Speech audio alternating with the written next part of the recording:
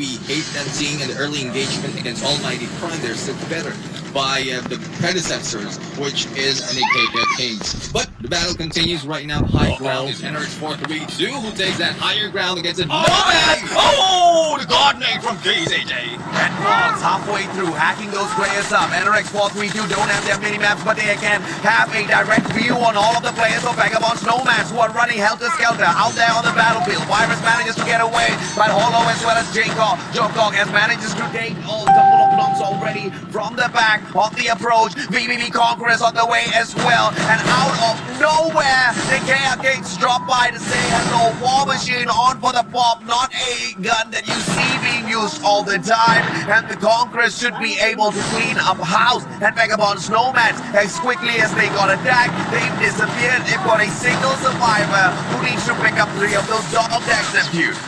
Say hello to the rain of fire. That is what the KK Kings brought in there, and I was surprised why they went into platform. So we'll have to see what else can they do with that War Machine in play. But the Conquerors has already joined in this fight, but smokes are the only thing left to for them to see at this point. Though there are the sides of the KK Kings, they are being rushed by the 4 Kings, and Kings versus Kings as Sekre serves as our cameraman. Yeah, Sekre managing to spot the player, but hasn't been able to knock one down just yet. The place just moving up and down that aerial platform. Fright has got that rewind to mess around with. Sekre still trying to catch them from afar. Needs to be super steady with his shot. VVV Conquerors from the hill across. They spot out the airdrop right in front of them. They want to make a play for it. Off screen, we saw earlier on the player CB1 getting caught by ABC Mystic. It's just a solo player who got caught in that crossfire, and ABC Mystic don't pick up more than that. The rest of those players managed to quickly find a different position for themselves. And right in front of them now, NASA Vanguard. Round number 2 has been a little bit more cleaner, Neptune. It's cleaner, definitely. I mean, we're not seeing a lot of mistakes coming from NASA Vanguard, and that is what we keep asking. Though they have a good intention in the gameplay, so they have its execution that they need to do. But speaking of execution, Frost right now executed right now by Negi with that Odin, and Negi is just waiting for one more. The scan has been done. SMRS is in play. It's Al who has been taken out by Q. Fantastic lays, fantastic attack by the 4 Kings. This is a little bit of revenge after they distracted them when they were moving on in for the shutdown against the players of Vagabonds Nomads. And let's see if or not this is going to be a full wipeout, because one single player still left surviving. Instinct finds the Lumos Gaming right in front, tries to tag them up. The weakness of the M21 or the SVD showing just a little bit. Not only is it not super strong in terms of shots, it is a little hard to control in terms of recoil as well. You need to pick up one of those golden mods, that vertical recoil control, if you want to stand a chance to nail people down from that sort of a distance.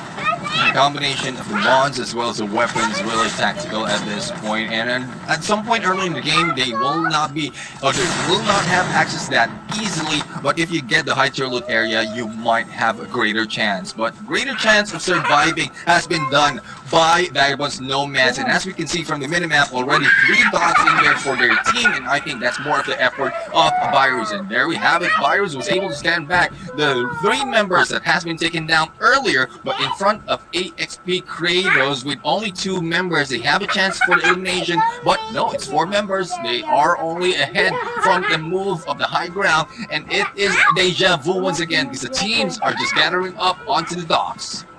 Let's see what they can do at the docks. They are close to a great vantage position to play here, the players of AXP Mercenaries, and they hold on to that high ground advantage. With the rest of NASA Vanguard at that lower grounds, it's going to be a little bit of a problem. So Cardell gets the position of that bird's eye view for himself on top of the cranes. So in terms of setup and strategy, NASA as well as AXP Mercenaries, they have got their own positions, and they await for the rest of the squads. But this circle is just way too wide of a net cast over this area, so they're not going to be seeing all of those players, you know, just stroll into their park just yet. Instinct from afar. That SVD serving up well. Nico Z taken down and out of the equation already. Fright finds Ozai, and the 4 Kings popping off early this time around, Neptune.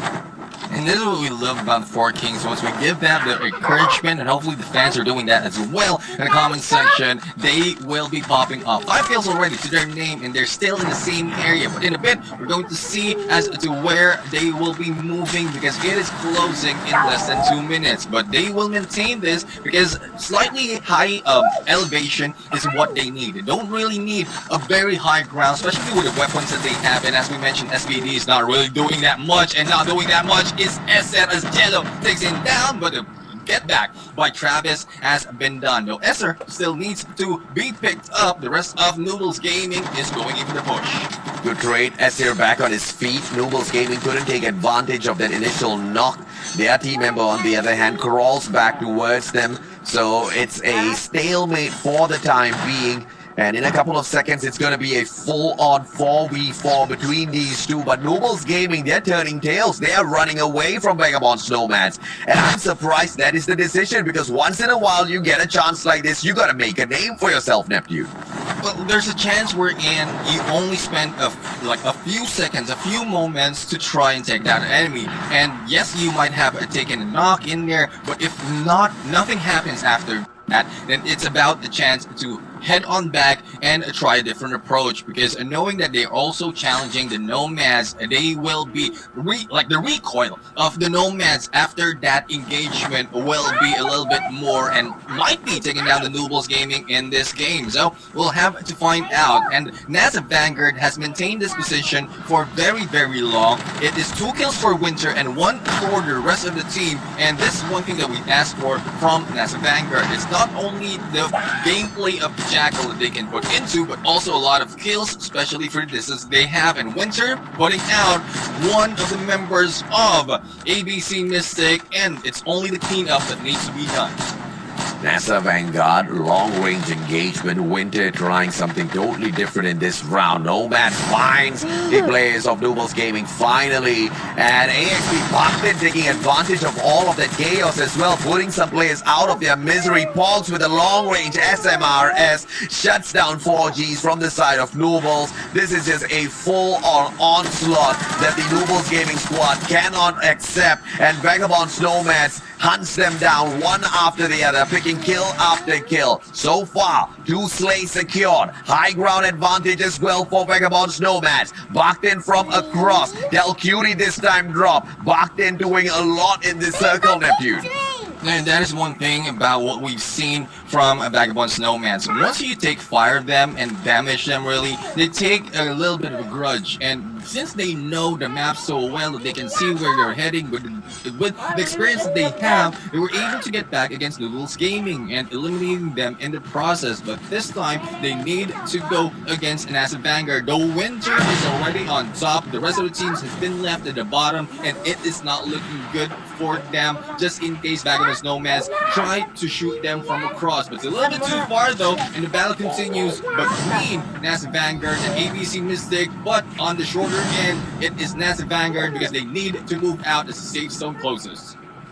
As the safe zone closes, things get a little bit more tense in here. This is the 4th circle already. A lot of players still alive and kicking. Baktin once again strikes from out in the open. Dardel shuts down Maman. A lot of engagements out there on the battlefield that we seem to be missing. But this grenade by Cal might just bag a couple of kills for himself. NASA Vanguard straight moving on in the circle, dragging all of them towards Cal.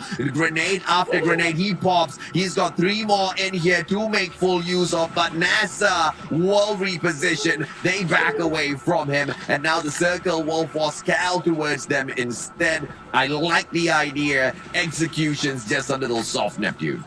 Yeah, they need to harden up the execution. They need to maintain the focus that they have to find out where the target is. And I think with that approach, it's more of probably a different run that they can do instead of throwing those grenades blindly. And we are seeing still the domination of the Nomads right now in this fight, killing everyone in front of them, and so far with the loss of Virus might damage the performance of the team. But as we see, 6 kills already to their name, and they're just hanging back and edge of the safe zone. Those who can cut the approach might take them out. And we're seeing not too far from the distance, it is AXP mercenaries. They are a little bit careful in their play, but with the high ground, especially with that aerial platform, they have a good view against the enemy. Yeah, the players of Vagabond Snowman's just flirting with the very edge of the circle a little dangerously.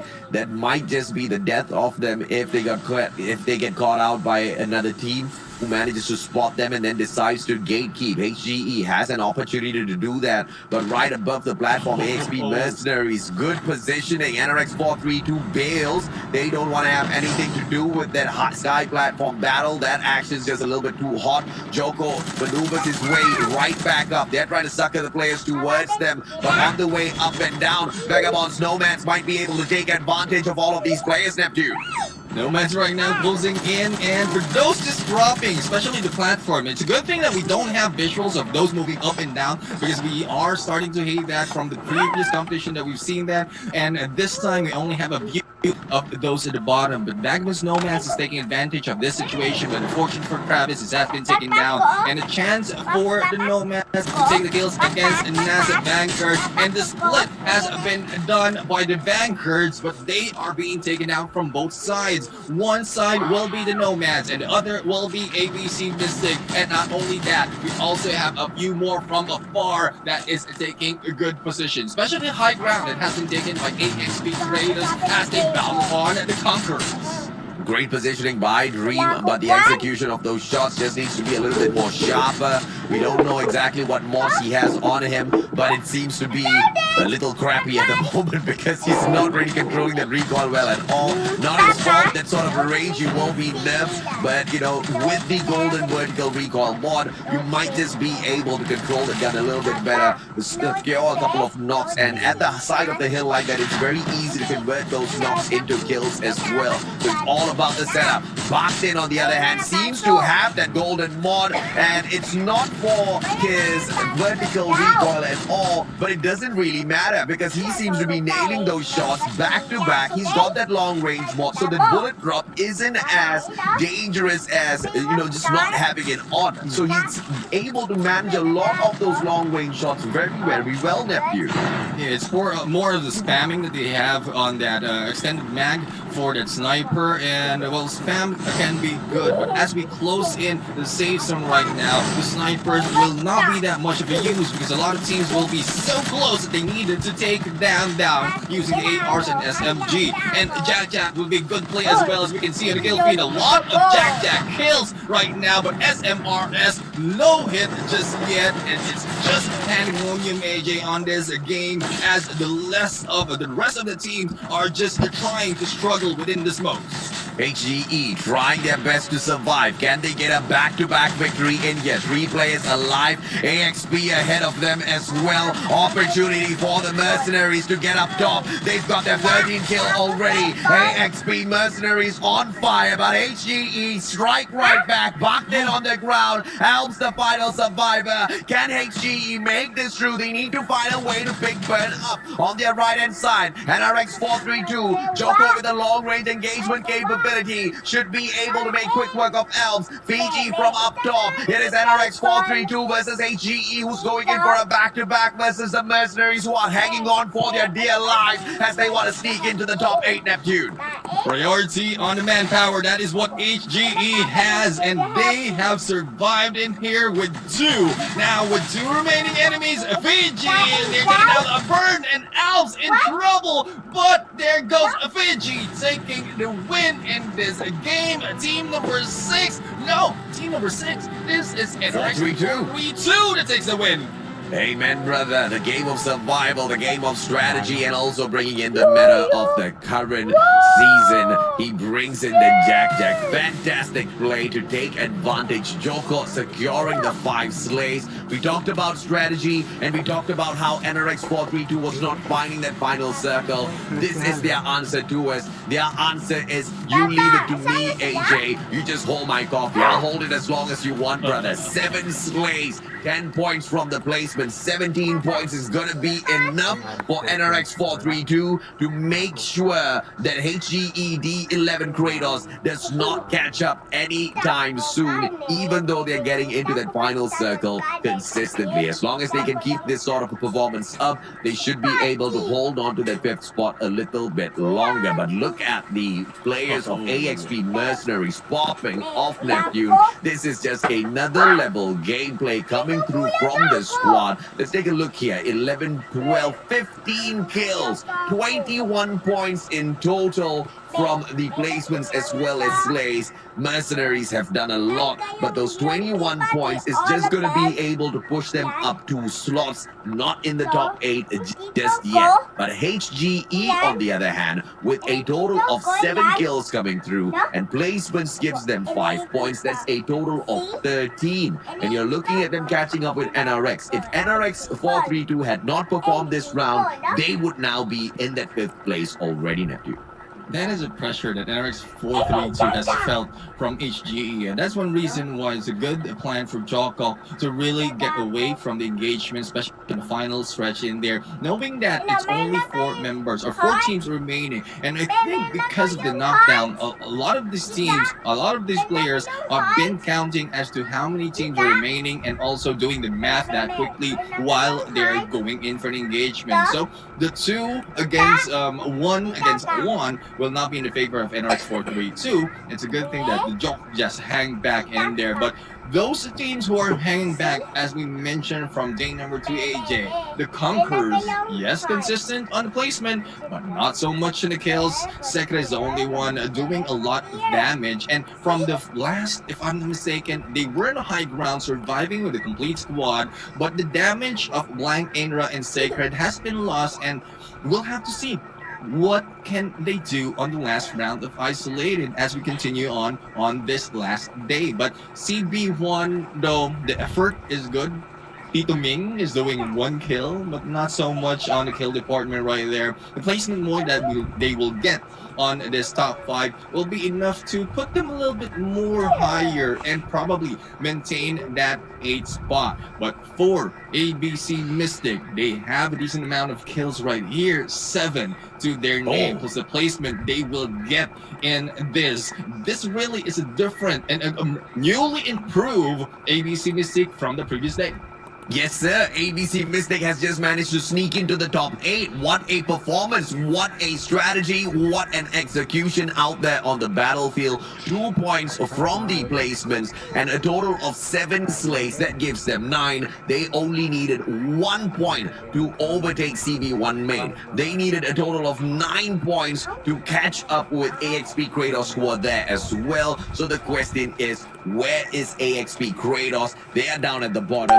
They have managed to pick up 5 points for themselves, as well as a single point from placement. So those 6 points will still keep a little bit of distance from them, as well as ABC Mystic. But this is amazing, right? This is fantastic for the MYSG side. Not only have they sneaked into the top 8, now they're just a few more points from catching up into the 7th spot as well. And from then on, they can continuously take 1 step at a time to aim for the top. Almighty Prime, another team riddled with inconsistencies in this season. A total of 5 kills as well as 1 placement points gives them 6, and that's not a lot at all for the game that they are playing, because Almighty Prime is trying to catch up in the 3rd spot of Team Tau Conquerors, and Tau Conquerors are about 50 plus points ahead of them. So this is a good one, but nowhere near good enough. Vagabond Snowmans, 7 slays in total, placement points nada, so that's all they've got to play on their side, and that's just going to give the opportunity to the 4 Kings Aces to just run away just a little bit in terms of the points, because Vagabond Snowmans needed 2 to catch up. So the bigger question is, how much of a distance do we see now between themselves as well as the 4 Kings, Neptune? Still no side of 4 Kings in this. Yeah. And we'll have to see how well or bad they did in there. But speaking of well, AJ, I mean, we have been heard, hallelujah, NASA Vanguard in there, finally.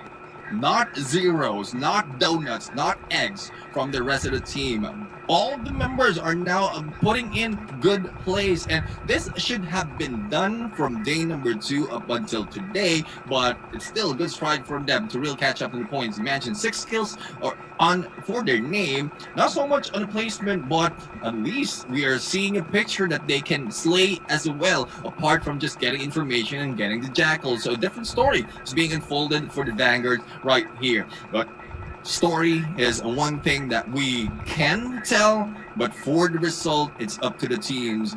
Nikkei Kings right now still hanging back on placement points in there, only in 11th spot with 5 kills to their name, though they challenge a lot of teams, especially on that platform and moving forward, but not so much in the placement, even with the damage that they can do with the War Machine. And ABC Anonymous right now, though they lost one member before jumping in, still lost the game with 0 kills.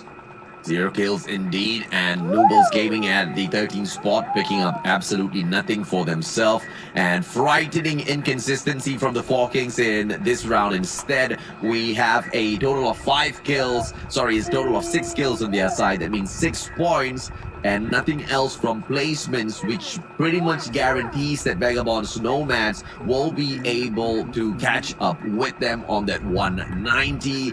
And I feel like there is not going to be a lot of difference between the Four Kings as well as Vagabonds Nomads, to a point where the Four Kings really need to start hustling Neptune. If they don't manage to find that final circle in the next round with a decent number of kills, I'm pretty sure Vagabonds Nomads are going to take that number 1 spot by the time we are at the end of round 3.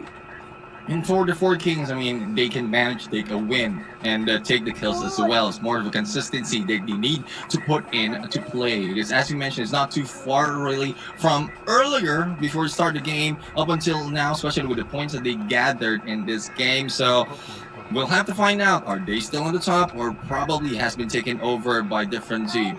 Royal Kings, on the other hand, still dropping in from the same spot, challenging the same team, and still the same result, always losing. Only getting 1 point in here, still the last point of this leaderboard or of this post-game breakdown, but not so much to give them to a different height for the leaderboard. And AOB right now coming from a different, like a lower spot in the leaderboard as well. Only 1 point to their name, AJ.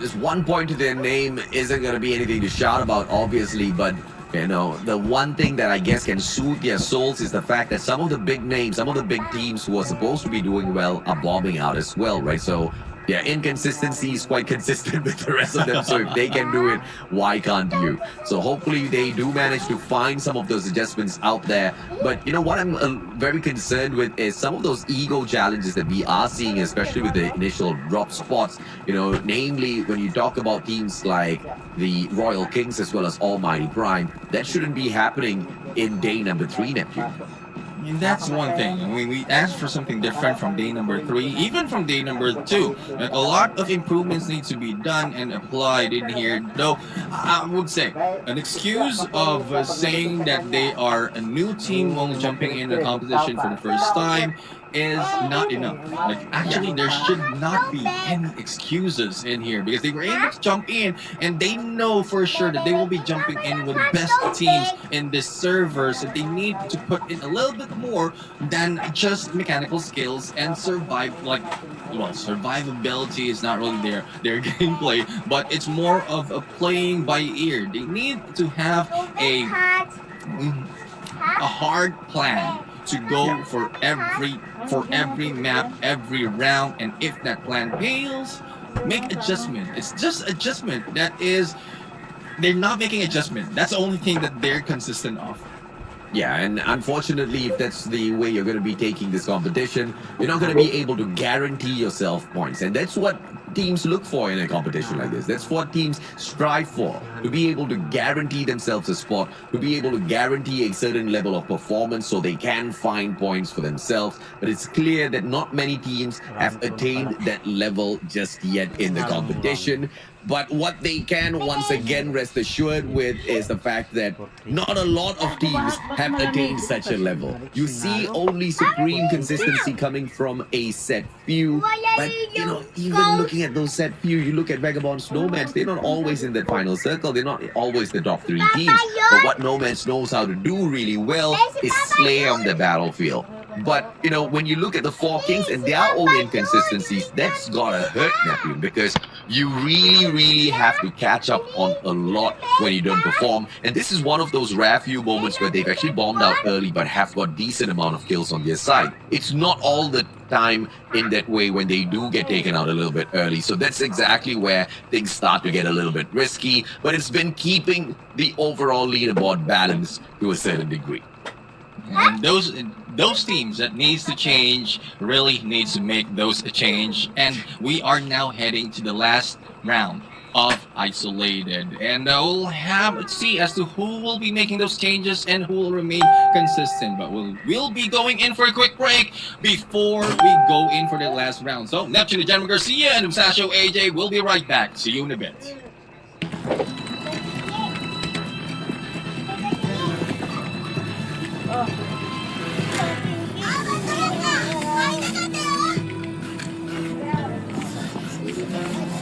ニュービジョンシティでの重要任務に関する通達を受け取った。行くわよ。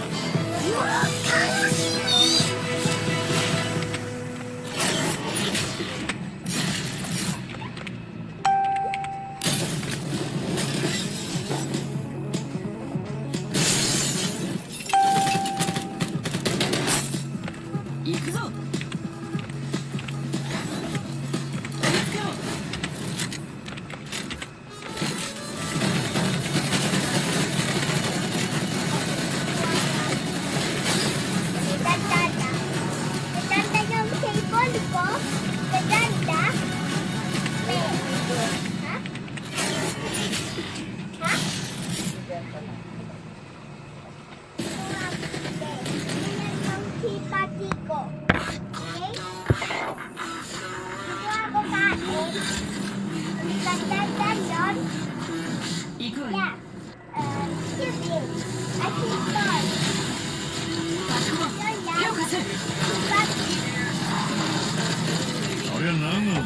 こいつもポストヒューマンなんだ。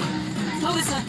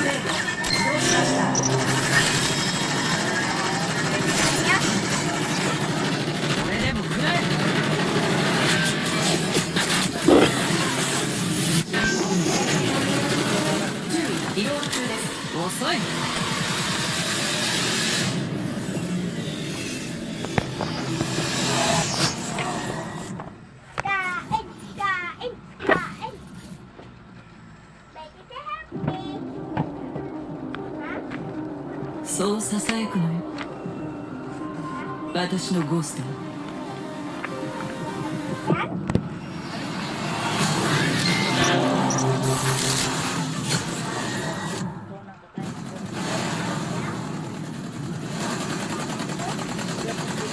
援護しろ。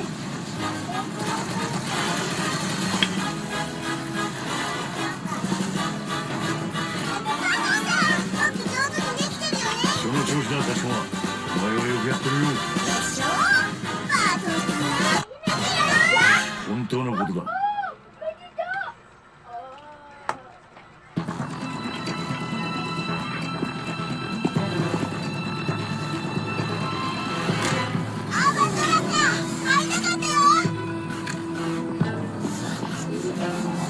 ニュービジョンシティでの重要任務に関する通達を受け取った。行くわよ。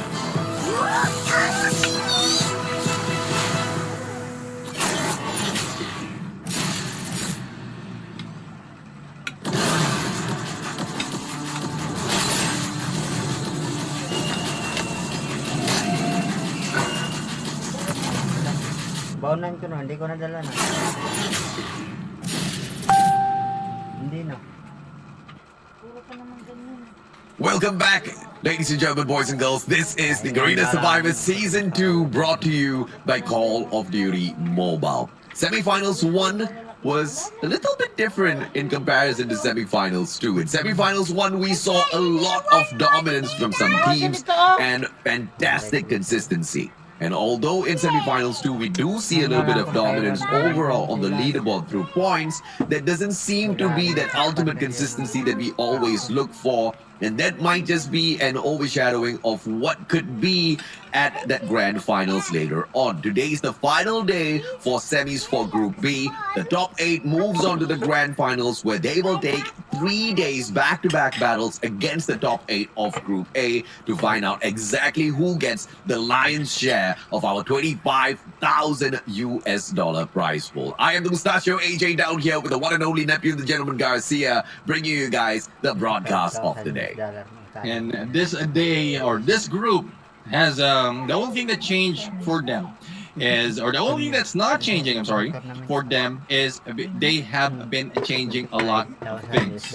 They're changing the gameplay, changing their placement on the leaderboard, and even changing how they work for each round. Some who have been very consistent on the top previously from the previous season has been moving up and down. I mean, it's like we're playing with stocks right here, AJ, and like hopefully you don't bring in your cash in there because it's unpredictable. And that's the main reason why I don't play with stocks just yet, because I don't have that vision, I don't have that knowledge, I don't know how people are going to be doing in the future, and that's why I try to look for these trends. And it's really hard to spot a trend when it comes to semifinals 2. Semifinals 1, it was very easy. You want to bet on a team? Vagabonds Esports, hands down, let's go. I mean, they start things off hot, they end things off hot. You don't really have to worry about them going anywhere in the overall leaderboard. And then you've got promises from some of those teams out there as well. But you know, in semifinals 2, we expected to see such consistency, which seems to be a little bit rare. And I'm surprised to say this because yesterday was a day where we saw back-to-back consistency coming through from one team called the Four Kings Aces. And this was the storyline that I let in with in the start of the day. Whether it was going to be a day of jittery start for the Four Kings and then them solidifying their place in day 2 and then showing supreme dominance in day number 3. But now it's just gone from shaky, solid, back to being shaky. I don't know why. They've got to figure it out, because if they don't figure it out soon, Vagabonds Nomads will come knocking on that door and ripping away that number 1 spot, Neptune. Yeah, I mean, they're going through all the phases of matter right now. They're solid, they're liquid, they're gas, and back to solid. I don't know what we are going to expect. And it's not even heat and cold that we're seeing from them. It's just that they are heated most of the time, but because of that, it's either they're doing well or doing bad. So hopefully, we'll see a lot more of consistency from this team, because so far they have the most number of wins for this group. But in a bit, we're going to see a few more of that story unfold once we look at the leaderboards. But with the glimpse that we have right now, AJ, I think your read is correct. There's only a few points, and when I say few, only 1 point between these two teams of Four Kings Aces and Vagabonds Nomads. There's basically nothing between Vagabonds Nomads and Four Kings Aces. 1 point is nothing at all for Nomads to deal with. Now, this is going to give them the extra bit of confidence. They're going to go all out. They're just going to try to annihilate all the players in this next match to secure that number one spot because it's a matter of pride. They're already guaranteed a spot at the grand finals, no doubt whatsoever. But it's the pride of the Vagabonds brand. Nomads wants to get up to that number one spot. Can the Four Kings Aces save the pride of that Four Kings brand as well in terms of maintaining that number one spot? And can they both eliminate Tau Conquerors from the competition, from that fight for that number one spot totally? Because Tau Conquerors, they're not too far away, Neptune. They're about 22 points off of Four Kings Aces and Nomads. And from the kind of inconsistent plays we've seen from these two teams, it's highly probable to just jump into the next match, see both of them get eliminated super early, and for the Conquerors to end up in that final circle and potentially take a win. That's an easy way to put themselves in that number one spot. And because of those inconsistencies, it is still a probability. It still might just happen. Yeah, even the Conquerors are dealing with some inconsistency. So, though it's only 22 points, it's still a long reach for them because they need to work on something. Not quite sure of what, but they're not surviving that long in these battles, especially for day number 3. Probably it's because the tenacity of a lot of teams, especially for those at the bottom or started at the bottom, as they move in onto this last stretch of the semis, especially from what we've seen from HGE Kratos. They have been performing, they took a win, and even the final save zone on that last round. So a lot more can be seen by these teams, and they're getting close as well between NRX 432 and Almighty Prime, who, as we keep saying, consistently saying, these teams are not consistent. They're not consistent indeed, but let's see if or not they can change their own strategies, their own ways out there on the battlefield. We warned NRX 432 that Kratos is on the way to rip away their spot, and now Kratos not only threatens NRX 432, but they also threaten Almighty Prime. Can you imagine the shock on everybody's faces, Neptune, if this actually happens for HGE D11 Kratos to pick up that number 4 spot? Because they're just one win away, and for a team that has already managed to secure that twice, it's not going to be a huge deal to prove themselves once again. This flight path is going to be fair and square to everyone out there on the battlefield, opening up the whole map as it cuts through Sakura all the way towards downtown. Players can choose wherever they want to go, but I've got a sneaky suspicion that we're still going to see hot drops. Yeah, hot drops, but hallelujah once again, AJ. It is Royal Kings who moved in differently.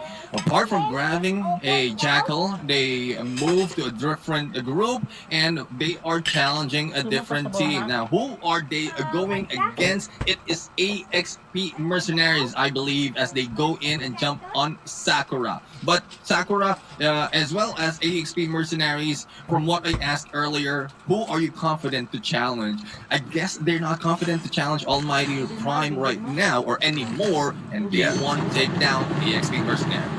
I like this. I really like this setup coming through from the Royal Kings. Finally giving up on that ego challenge. They back away. But off screen, CB1 taking the fight up against NASA Vanguard. NASA Vanguard knows that they can deal with the firepower of CB1. Joko manages to shut down the Butcher. That's a standard strategy from NRX 432 to move on into farm and take the Butcher first for that high tier loot. As Bowie shuts down Mamad, this is going to be a GGWP.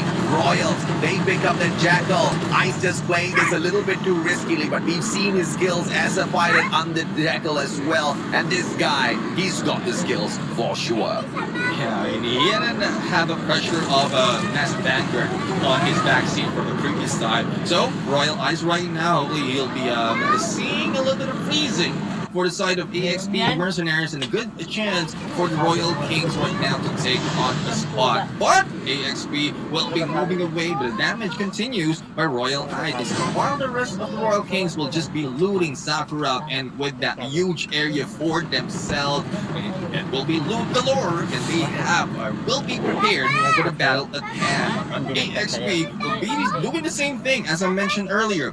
Kill House is another spot that no one has taken, and I'm quite surprised that none of them just took that point. And as we look back, into the battle that we've seen from the kill feed earlier. It is NASA still in a fight. Oh no, this is a different team. This ABC Mystic, but NASA right now might be in trouble.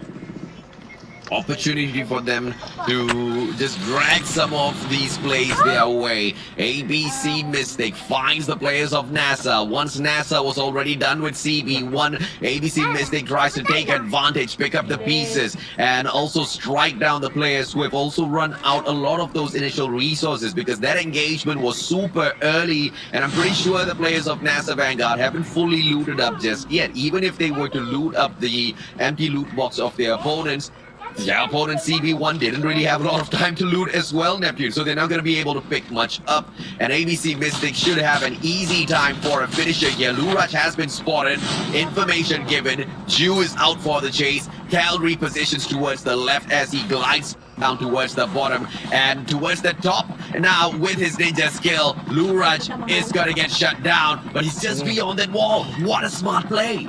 And no one has spotted him just yet. But we all know these players. They will try to check all of the corners. And there goes Dream checking that. And I think a little bit of movement from him, moving back a little bit, gives Cal that advantage. But you mentioned about not getting a lot of loot, and that is the con of taking early engagement. You are too busy taking out an enemy, and you don't have that much to gather a lot of resources. And also, putting away a lot of resources in the process. So that is one advantage being taken by ABC Mystic at this point. And for every time they jump in here, hopefully they will not be read by the other teams that they challenge, because at some point it will not be that easy the next time. It doesn't matter how good you are, when you take a hot drop, you really are playing with fire, because it's a 50-50 chance as to what you're going to find, what sort of loot you're comfortable with, what sort of guns are you comfortable using out there on the battlefield. And the gods of RNG sometimes punish you for your decision to take a hot drop, right? They just don't give you the stuff you want, man. You hop on in there, you expect a Jack, they give you, what do they give you? They give you an M21. I don't know what they give you, but it's a tough one, right? And if you're not a sniper, if you're not a player that loves playing those long ranges, if you went in there looking for a shotgun and then end up with a sniper, it's going to change a little bit of the pace of the game for you. ABC, this is the players from the side of the MYSG, but they've anonymously hidden themselves throughout the whole competition at the very bottom of the leaderboard, Neptune. Quite in terms of a struggle, they have tried their best to get up through placements, through kills, and they failed on both sides. But this engagement against the KR King seems to be going their way. It's really one point that they can prove to us that they can still put in a fight, because though they are the bottom of that list, there's still a chance. This is, as we mentioned, from the first season, we have ABC Mystic as inspiration from for the NYSD region to jump in competition against all the teams in here. And this is the result. ABC Anonymous will be one of them that will be joining us as well. And hopefully more inspiration will be brought in by the ABC brand. And not only that, other teams from the NYSD scene. And for that fight, it's more of how they can provide us the fighting chance and show them that they can still fight on, regardless of what's your placement in the leaderboard. The placement of the leaderboard is something that they really have to pay attention to, most definitely, because you need to strategize how you want to get up to the top. If you know that you just need a few more points, and that's something that you can hold on to, then you don't really have to get super aggressive. Just try to sneak into that final circle.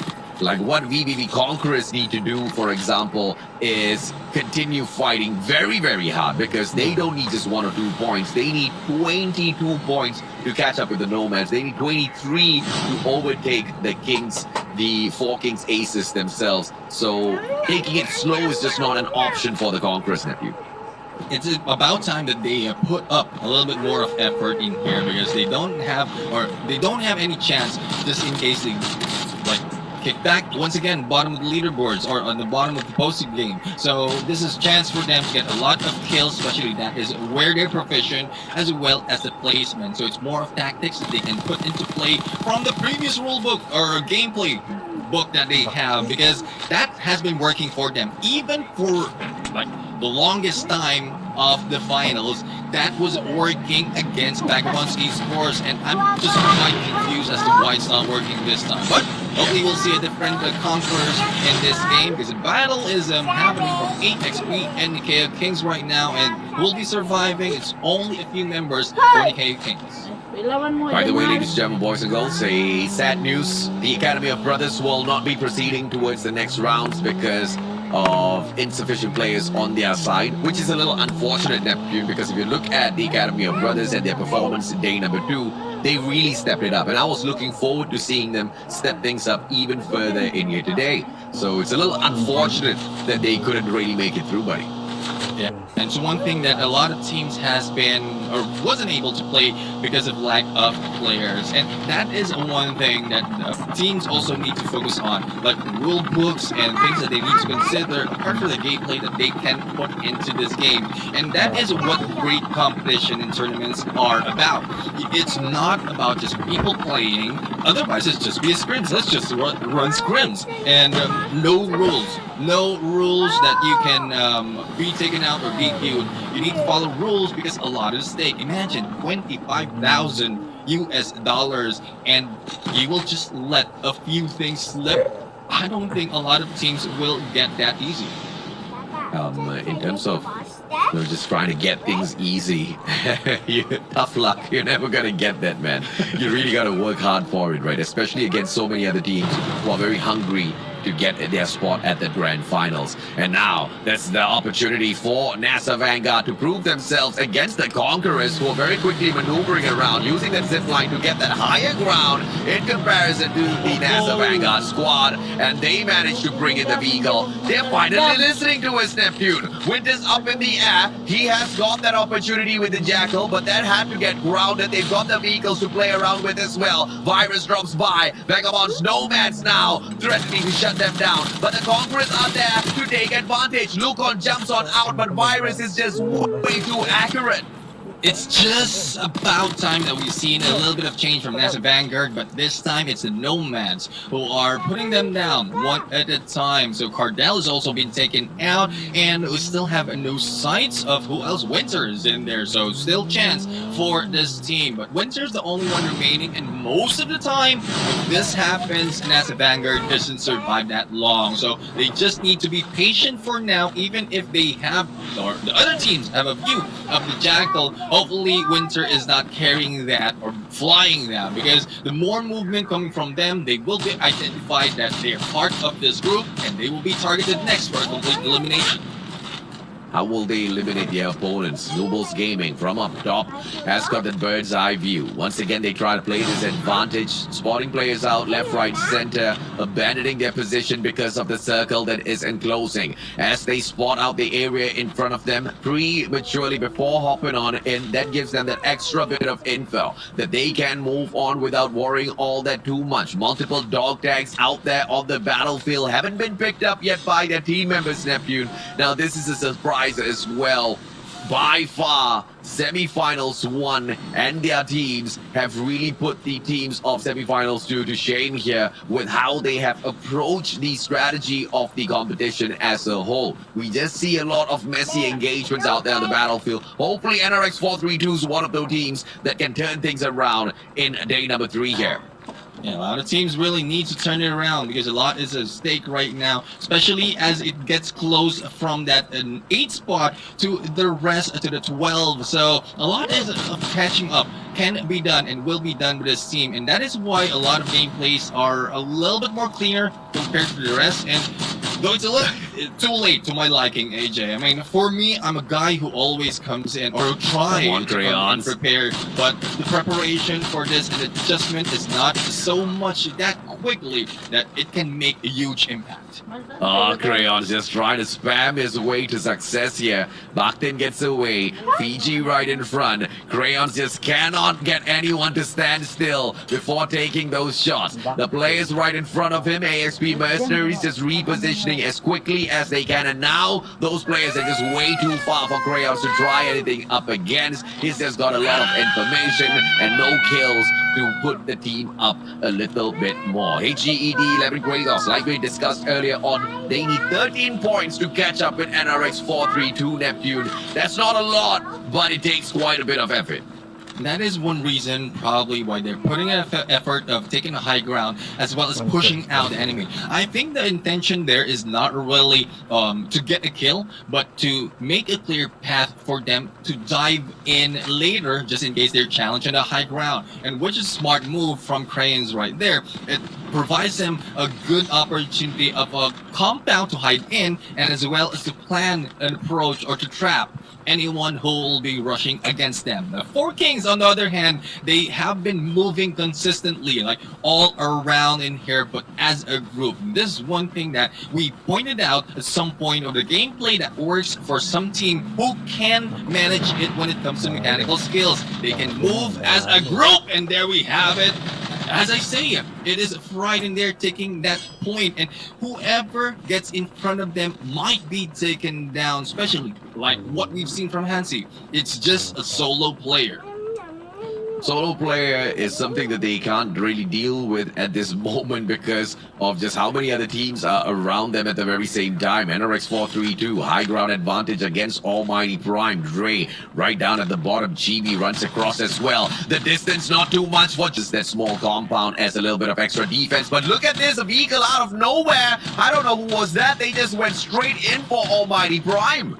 I think that was a rewind class as well because there was no nothing on the kill feed. So it's a smart move in there, but a little bit too hasty on the approach. Probably trying to take a compound for their for themselves because the safe zone is closing in. And Jokov right now not only providing information but putting a lot of pressure. As I mentioned, snipers at some point usually push out some of the teams, and this is a good plan for them. But with the gunshots that is happening, as we can see in the minimap, it is the Vagabonds Nomads on their trail and trying to gun them down.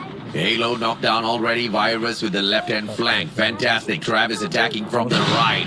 The players of NRX 432 abandon their brother. They get away as quickly as possible because they know the big bad wolves are hunting them down. Vagabond Snowman. Travis with the range and shuts down the player. Too easy. Clyde will be the next one. You can Marceline all you want. I'm still gonna get you, boy. Pixie from afar shuts down GB. Travis still with the opportunity. Clyde fully tagged up already. On the left-hand side with the flank, the rest of the players of Vagabond Snowman's trying to make quick work of the players of NRX 432. The two managed to still survive. Almighty Prime from the front. Four Kings shuts down Sacred. The players of PvP Conquerors being pressured as well. And Pog's taking everything. Arctic 50 in hand. This is just ultimate chaos out there, Neptune.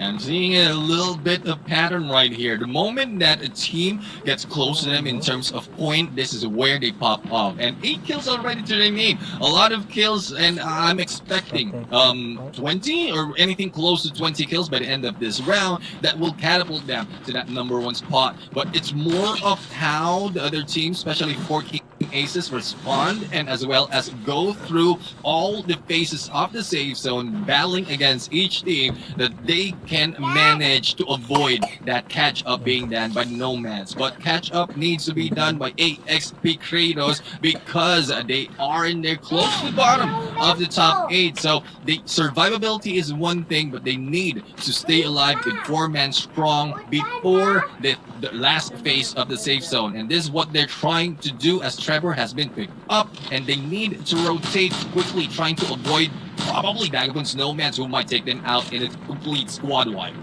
Yeah, this is just long-range engagements left, right, center. Nobody taking those close-range combat chase. As I say, that knocks Box down from afar with his sniper. Owl takes Alex out of the equation. Finally, we see some CQC. And, you know, as the players now try to squeeze into tiny compounds, and I say tiny compounds because farm is huge, but you've just got huge open lands. Nobody wants to be out in the open, Neptune. Everybody's trying to sneak into a house to play the defense as best they can. This is just a part of, it looks like a part of Blackout, but isolated. And 3 teams is now battling it on. We have AXP Kratos on the high ground, and we have a different team moving in from the sides. It's NG, or Noodles Gaming, as well as their brothers from AXP Mercenaries, and they are stuck in between. But from afar, from a distance, we are seeing 4 kings who are just steadily waiting for opportunity, but might be meeting up with Vagabond's Nomads. Yeah, and this is that opportunity for the Nomads to perhaps shut down the 4 Kings as they are trying to catch up. Just a single point between them. This next encounter could be the death of either one of the squads, and only for the 4 Kings to peel away. So therefore, that high ground advantage will be maintained by Vagabond's Nomads. Kyun shuts down Trevor on the way down. They want a defensive spot for themselves. The 4 Kings focusing on the circle. Hansi taken down from afar. Dre shuts down Paul. And the players of Vagabond's Nomads distracted by Almighty. What is going on? Nomads need to recover them, dude. And they need to recover fast because it's not only the 4 Kings that is challenging them, even Almighty from the other side is putting a little pressure. And once the gap is closed between every team, because they are the high ground, Vagabond's Nomads might be the target of all of the teams because no one wants to be looking over your shoulders, and this is a threat that they need to take out. But as they glide through from the other edge, they might be taking down Almighty Prime because a couple of knockdowns already being done by Chase against Pogs, and they need to take this team out as well. Dre taken out of the equation, and Esir gets dropped out as well. Travis manages to hit one. 12 kills so far. Vagabond's Nomads.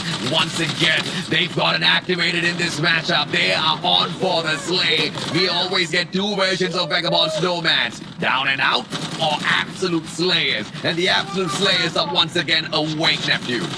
They are awake indeed. 13 kills and still surviving with 4 members. And Travis taking out Jello in there. But 4 Kings is against them. So this is 7 soldiers, 8 soldiers still alive. But NGs will not be surviving that long. It's a 4v4 AJ, and this might say this balance between these 2 teams. Oh, backstab!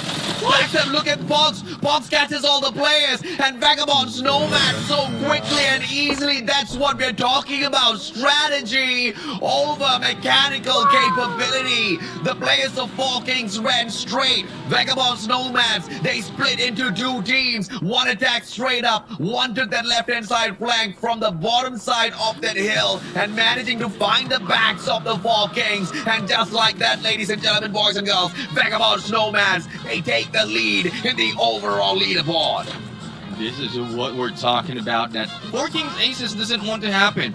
Them being taken down that quickly, as well as a no fighting chance. But they have a fighting chance. It's just the strategy of Vagabond's Nomads at that point, going in for the pincer maneuver against them on that high ground. There's not much of movement can be done by the 4 Kings, but when it comes to the kills, imagine that. That is a total of 19, close to 20 kills, and it's 29 total in the points, AJ. 19. Fantastic performance by Vagabond's Nomads. And once again, this just proves what we were talking about earlier on. Some of those rounds they pick up 6, some of the rounds they pick up nothing, some of the rounds they pick up close to 30 freaking points out there on the battlefield. How do you go up against a team like this, man? Every time they slip away, they bounce right back up and they appear in the #1 spot. And if you're like a team like 4 Kings, after all of that struggling, after all of that fighting, you find your way up just to be replenished the 2nd spot, you ought to be absolutely infuriated, man. Instinct and Kyun both picking up 10 kills together, 3 from Fright and Negi, a total of 13, and the 13 added on with the 6 points from the placements gives them 19, 10 points short of Vagabond's Nomads, and that just means 9 points above the 4 Kings Aces. Vagabond's Nomads now sit down. Then the 3rd spot, Nooble's Gaming. Consistency is key. They don't care about the slays. They managed to pick up 5 points from placement and 2 from the kills, a total of 4 of them, and Nooble's Gaming will continue to climb up the leaderboard, no doubt whatsoever. They just needed a few more, in fact 4, to catch up with AXP Mercenaries, but AXP Mercenaries in their own accord have been performing well with their consistent plays, getting towards that final circle. 5 kills in total and 4 placement points gives them 9 altogether. So it's going to be tough for Nobles to replace them anytime soon. HGE, after winning round #1, seems to be quite solid in this 3rd round as well, Neptune. I mean, the consistency on placing in there in top 5 of each round, it really brings them more of the placement point. And that win, I would say it's not a fluke anymore because it has been proven. They have a solid plan of approach to survive longer and towards the process get kills. Imagine 5 kills, not a lot is getting that. Not even Almighty Prime, who is on top 6 and only 3 on the kills. They have the potential, but if I'm not mistaken, by the final stretch, only 2 remain. So survivability is what HGE is putting into play, which is better for that round against Almighty Prime. But this time, AJ, survivability by ABC Anonymous is happening right now. The move of this team of improving round after round. Hopefully, it's not too late for this team to really put in a big impact for MYSG scene, but them already stepping into this plate really gives more hope to that region. 8 XP creators right now. Though the kills is more expected from them, that is total of 5, but placement is what we ask for this team, AJ.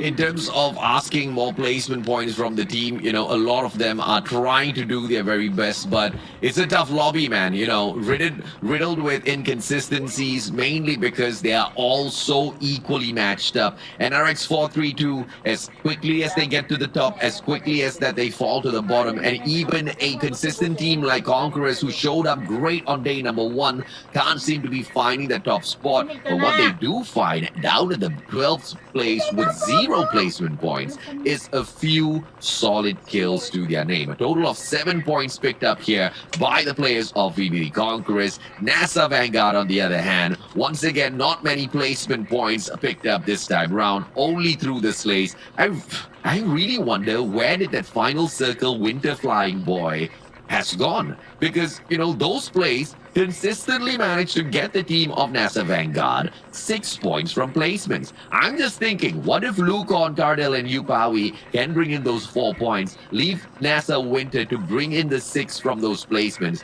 Round after round, you've got 10, and you don't have to worry about much because you're going to make it through to the grand finals if you can keep that up every single round, Neptune. And that's what we asked for. We've seen already, but I think it's more to offer by this team of NASA Vanguard because so far they're back. They back in here getting kills for Lucon and Cardell as well as Pawi. And we've seen several slays already being done by Pawi, and that is one good thing. And more of consistency here, they might bring them a little bit higher on to the points, but we'll have to see. We'll have to see what more can NASA Vanguard has to offer into this game, because this is the last of Isolated. If they are already comfortable in this map, then the Blackout is more comfortable for them because that's where most of the points from the Vanguards has been taken. What else can they do out there on the battlefield? We will just have to wait and see, because this has been round number 3, the final run at Isolated for semifinals Group 2. As we move on with the broadcast, they will go to face each other on Blackout. 3 back-to-back matches we'll have in store for us. Excited to see exactly what happens out there on the battlefield, Neptune. But, I'm just starting to have questions here already. Although the skill gap is very close to each other, we're not seeing any consistent sort of strategies executed by anyone out there on the battlefield, which is very concerning, my friend. Well, the thing is, there's a point wherein we talk about this, and it has, well, I don't know if probably the pros just don't want to disclose it, but the myth of falling back, especially when in a secure position to step in the grand finals, might be happening. They are just playing around with the points so that it will not be that huge of a gap between everyone else. And if they place on the top 8 in there, or from the semifinals, then from the grand finals, that's where we see a lot more, because that is where the prizes are. This is just more of a placement. So that is a possibility. A lot of questions as well in my mind, but hopefully it will be answered, but not today. Probably by the grand finals.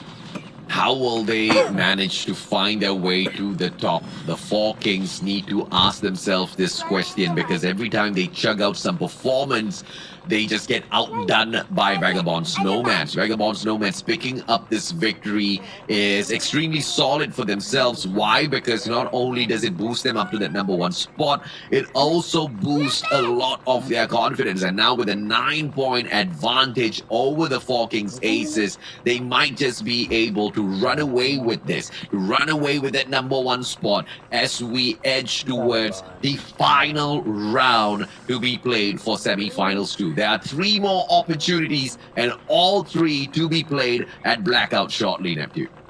Yeah, when we jump into Blackout, another change of gameplay is coming from the team, Yes. especially for those who have been dominating it in terms of kills. And, well, for the kills itself, Vagabond Snowman is still not falling short out of that. But a lot has been done by other teams who have been pushed down from Isolated, and Blackout is a chance for them to really catch up. But we'll have to see how will that happen for the first game of Blackout for this day. We will be right back after a quick break. We'll see you soon, and hopefully you'll be there in a bit.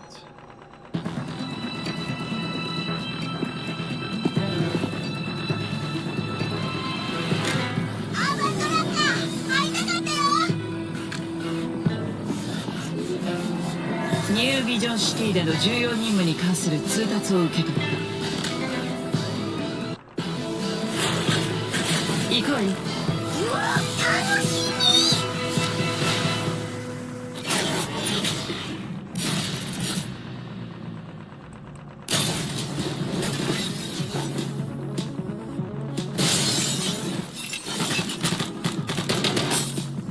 行くぞ。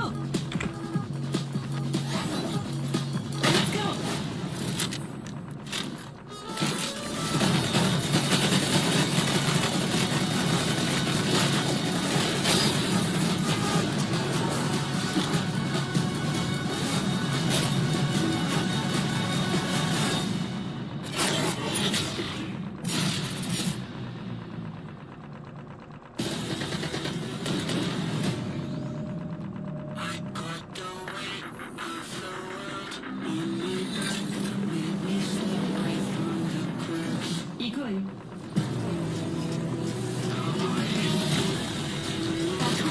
手を貸せ。あれは何なんだ。こいつもポストヒューマンなんだ。トベさん。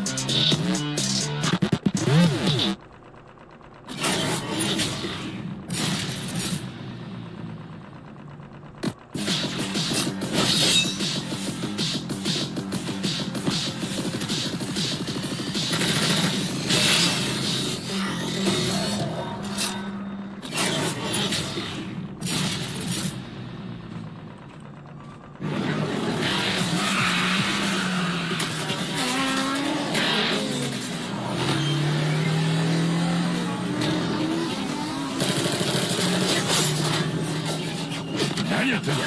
スイッチブレード起動しました。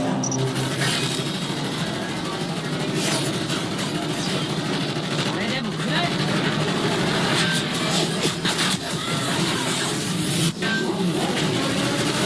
注意、移動中です。遅い。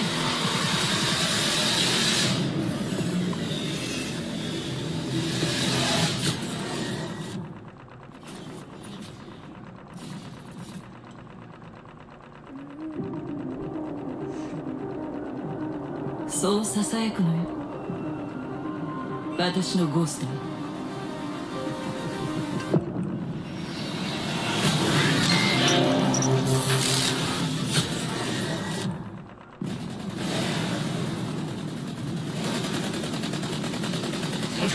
しろ。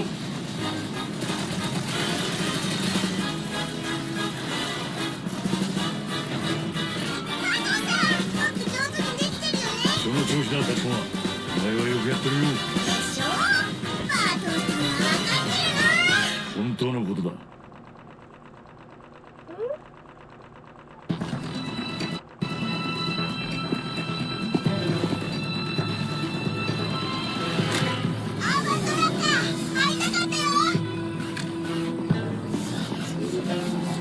ニュービジョンシティでの重要任務に関する通達を受け取った。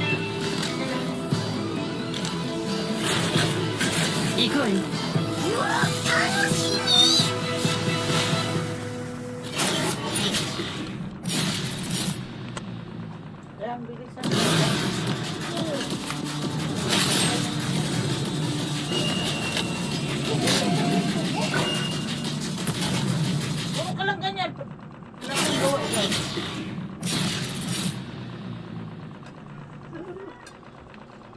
Hello, soldiers, and welcome back to the show. This is Garena Survivor Season 2 Legacy, brought to you by Call of Duty Mobile. A lot of teams need to catch up for the top 8 spot, but for those only proficient and understanding of Isolated will be at bay, because Isolated is done and we are now jumping in on Blackout, and the last 3 rounds are their last chances to catch up with us points. I am Neptune the General Garcia. Together with me is the Mustachio AJ, the voice of Green Call of Duty Mobile, bringing you the action for this last 3 rounds of the semi-finals. You look at the overall leaderboard later on, Neptune, you know, there's going to be a little bit of warning bells rung for the players of Four Kings Aces, because yes, it's really close between themselves as well as Vagabond Snowmans right now. But now, not only have the Vagabond Snowmans taken the lead, Vagabond Snowmans also perform much better when it comes to the kills department on Blackout. So this is going to be a huge problem for the players of Four Kings. Have they improved their gameplay at Blackout? Have they managed to find the kind of firepower as well as strategy on their side to get to that final circle, secure the 10 points, secure decent number of kills as they get themselves in there as well? Because if they cannot balance it out against the players of Vagabond Snowmans, this is going to be a GGWP. Vagabond Snowmans would have stolen away that #1 spot right when it was most important and got into the grand finals with that extra bit of pride stuck to their chests as well. Conquerors, although they have been, all right in day #1 and 2, the inconsistency kind of is allowing them to slip away ever so slowly from the Four Kings Aces as well as Snowmans. They're now 35 points away from Aces, and they are about 44 points away from that #1 spot, which is a lot to catch up on in 3 rounds, Neptune. It's not a lot of teams have been doing that unless you're Vagabond Snowmans, who in bag 19 or 20 kills in a round. But for Team Down Conquerors, who is not performing that well, then we'll have to see how much higher they can bring themselves if they can take over the reins of Four Kings on that #2 spot. The same goes for Almighty Prime. It's a different story for this team. I mean, it's not the aggressive team as well as the tactical team that we used to see. So hopefully they haven't lost that fire on them. And like what we're saying, this is just the top 8 that we need to target to get to the grand finals. When we look at the top 3, top 4, we're talking about pride. But if you look at the top 8, everybody's just scrambling in there to get a shot at the grand finals. That's exactly where the moolah awaits them. That's where the money is. Even if you're not playing for the money, you got to play for the pride of being a part of the top 16 in MSP when it comes to Garena Call of Duty Mobile. And just pure mechanical skills aren't going to be able to get you there. You need those sound strategies. Quite a number of teams have been improving their gunfights out there on the battlefield, but with the consistent strategies, that's not something that I'm seeing from all of the teams. ABC Mystic, one of them though, that have been setting themselves apart very slowly, sneaking into those high tier loot zones, sneaking onto that high ground advantage and managing to play it against so many other teams so far. Cal, we talked about their capability of knocking but not converting into kills. Kai has been stepping up for the team as well.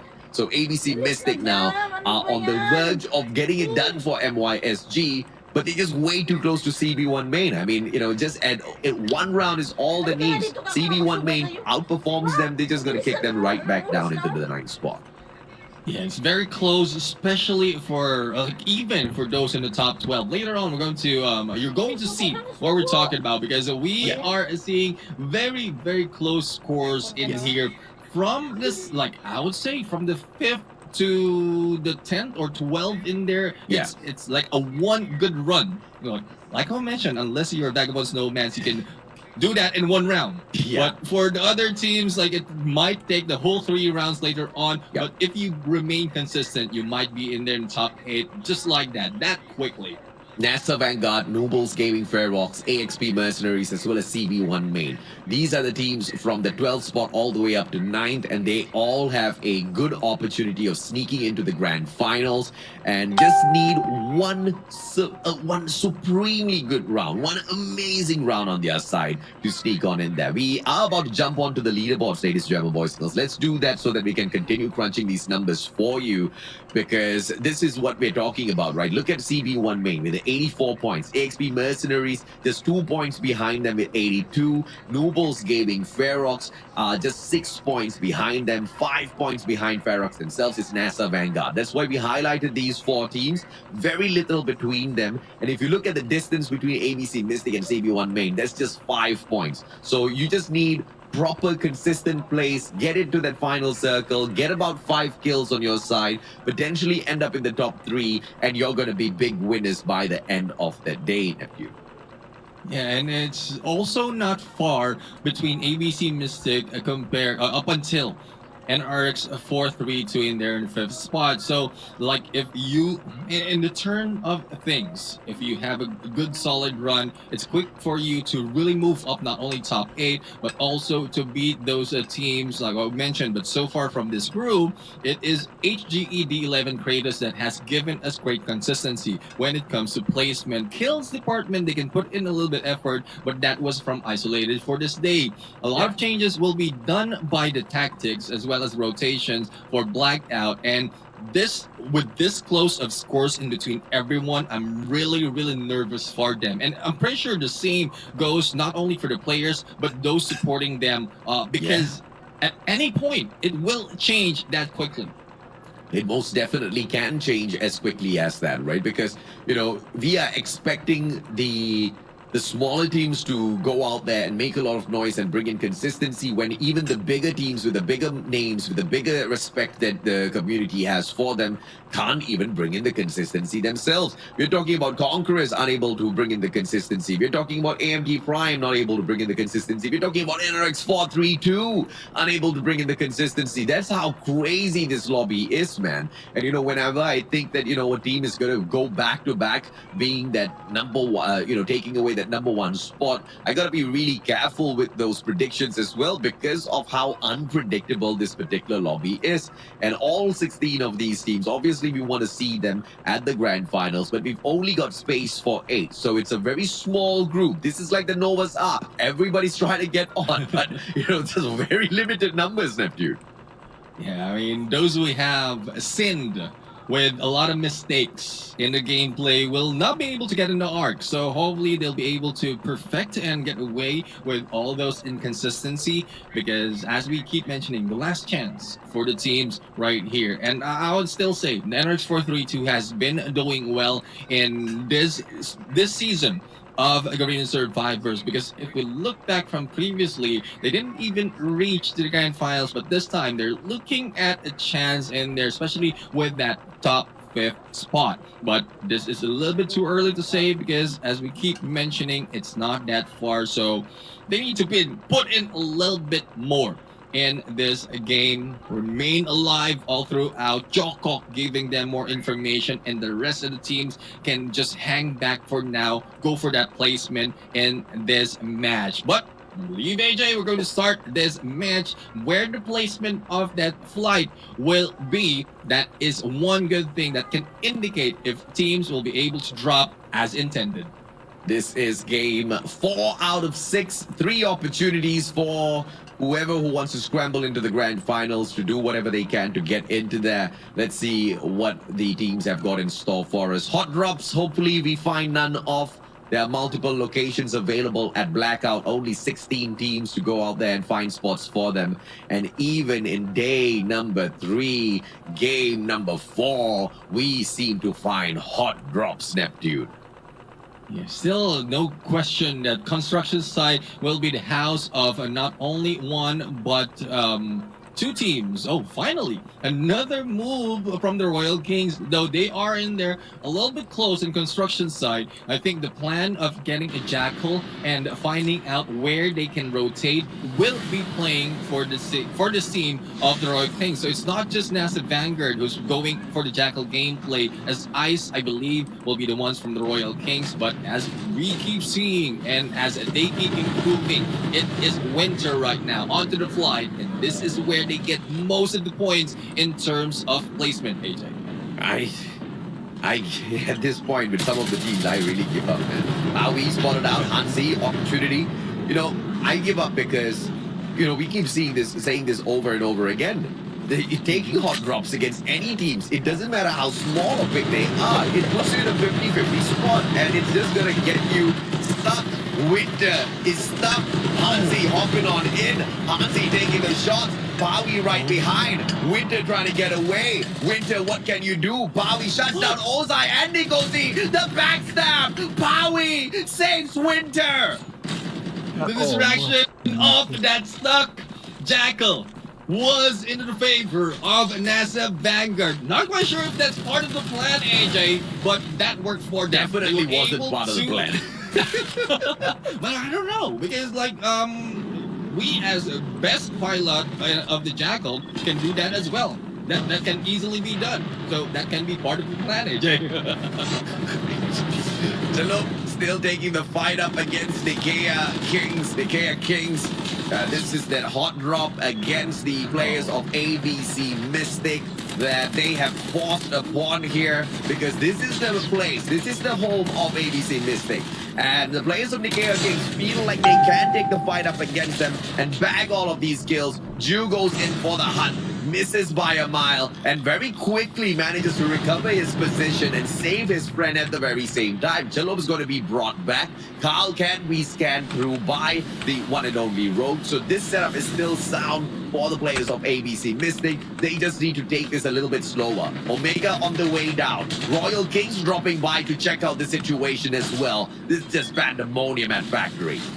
And I love how the switch of the roster or the players within each map is happening for this. Correct me if I'm wrong, from Isolated, we didn't see Cello. So I think there's a proficiency-wise when it comes to the players. What? Oh, Omega taking out Ju, but the rewind will give them a chance in there for the pick-up. And knowing that's only Omega going solo at this point, it's not looking good for the Kea Kings. But going back to the point earlier, Cello jumped in on Blackout, and this is a good play for them. I think it's more of the lead of Chelop within game that will bring ABC Mystic to much higher into the placement, even onto the kills. Omega scrambling for dog tag, but first he just needs to save his own life. And Winter, that's second time now. Winter, what's up with your piloting skills today? This is a rare occurrence from this player, isn't it, nephew? It's like, well, it's not like riding a bike. Probably it's more of, because they spent too much time on the ground already, that Winter has lost his wings for a moment. So hopefully for not long, because there's a great opportunity for them. But so far, 2 Jackals already out from this game. There remains only one, because Ice was able to take one and smash that as well. But the Royal Kings will be taken down. Ice in the process, and Alex the only remaining, trying to ride out of the blue, and no sides but the teams left behind in construction sites. Let's see what can the players of Royal Kings do here as Ice bleeds out. Alex is the final surviving player, circling around with the ATV. I'm unsure of the strategy that he's trying to execute out there. Ice might just be picked up off of the ground in the nick of time. Jackal up above. Ice is fully hidden away. And both of these boys running under a bush. Yeah, and Ice was in there just pretending to be a rabbit, not to be sighted by Winter from that flight. And as we mentioned, Winter is back on the air, so last chance for NASA Vanguard. But we've seen earlier from the isolated gameplay that they can put on the match with even staying in the ground. So this is one good stride for them that they can also show up even without that like initial Jackal Ice again. gameplay. Oh, like they are really targeted, AJ. That is a target of Winter at this point for the complete elimination. Yeah, at this point, Winter is just on fire, man. The guy just got knocked down. But remember what we were talking about in terms of strategy. The rest of the players on NASA Vanguard just need to back Winter up, pick him up every single time he goes down, and just leave the slaying to him as well as the survival. They just need to give him that supreme support.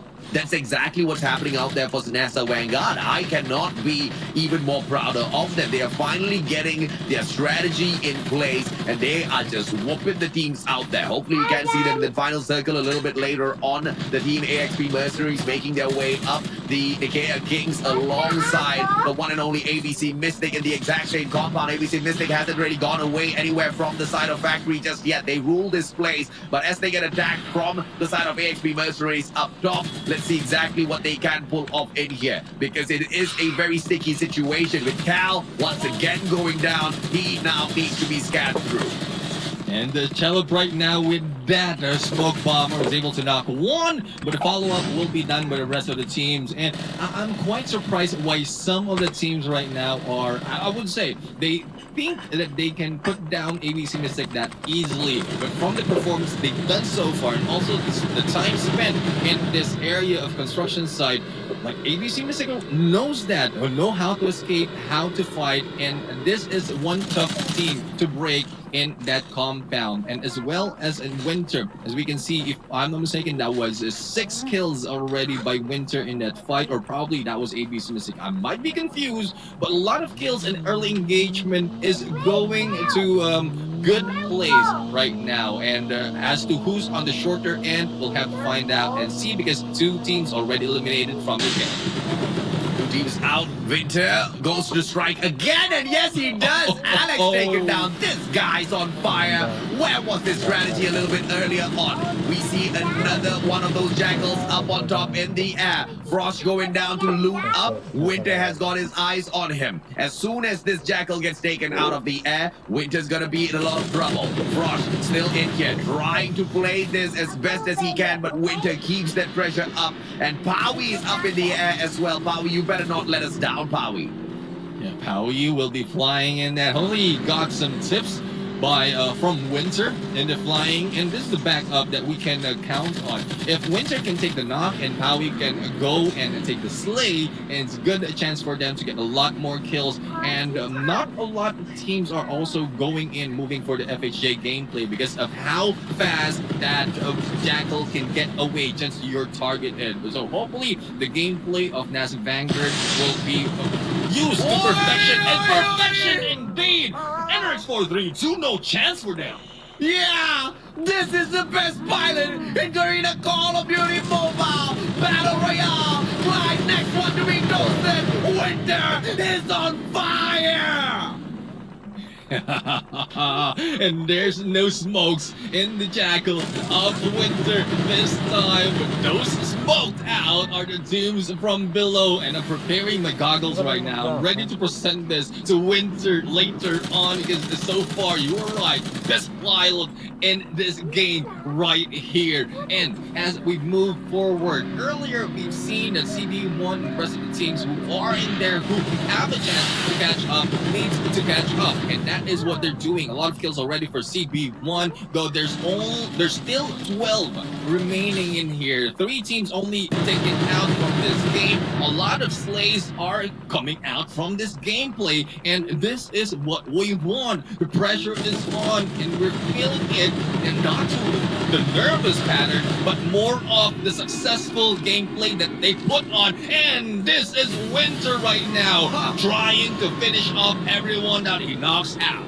Fantastic play by Winter once again.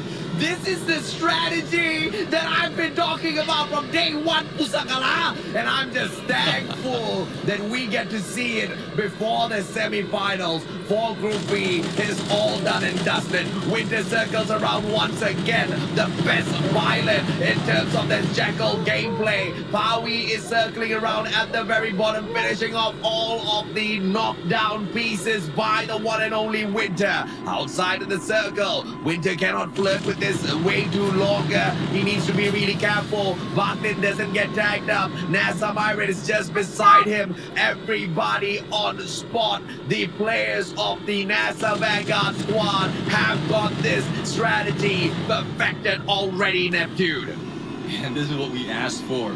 Winter on the skies, and as he takes those knocks, the rest of the teams will be in there gathering the kills. And kills, they got, imagine, 12 kills already, and no one has taken them down. Most of the instances that Winter has that Jackal exploded is because of its doing. Is either crashing it or like just moving in a different location that has a potential of exploding. But this time, given the chance, and even Howie given that extra Jackal in play, there is more Winter that we're going to see in this game. But a lot more of gameplays in construction site. So I don't know what's with construction site right now. It brings in a lot of teams, but kills are still going through.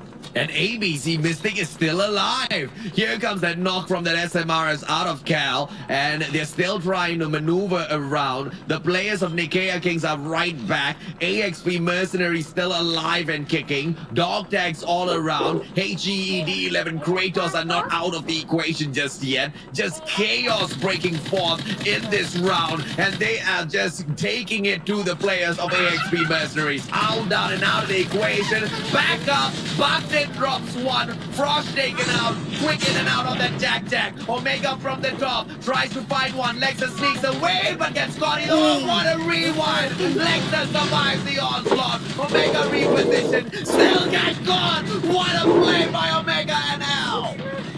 Back is the only one remains, but here comes the push. Elimination of this team of AXP Mercenaries and Nikkei Kings right now showing up in this game. The scan against Del Cutie and Frosh will bring them back, and if they drop in the same area, it's a good deal for them. A lot of death rates in this play. 8 kills already for Nikkei Kings. We are now left, AJ, with 9 teams, and still we haven't seen most of the teams who are fighting. ABC Mystic is already on the way out of construction site. They're already done what they can do. 7 kills already, and still, oh no, they are still in the area, back in play. They want to take that compound back to themselves, but with those teams already waiting, like Almighty Prime, they might be sighted as well as gunned down. It's a good thing that Chelop has a good visuals in here, and back up by Rogue. This is what we talk about when we use the sniper gameplay. One should be together, making sure that they're not backstabbed.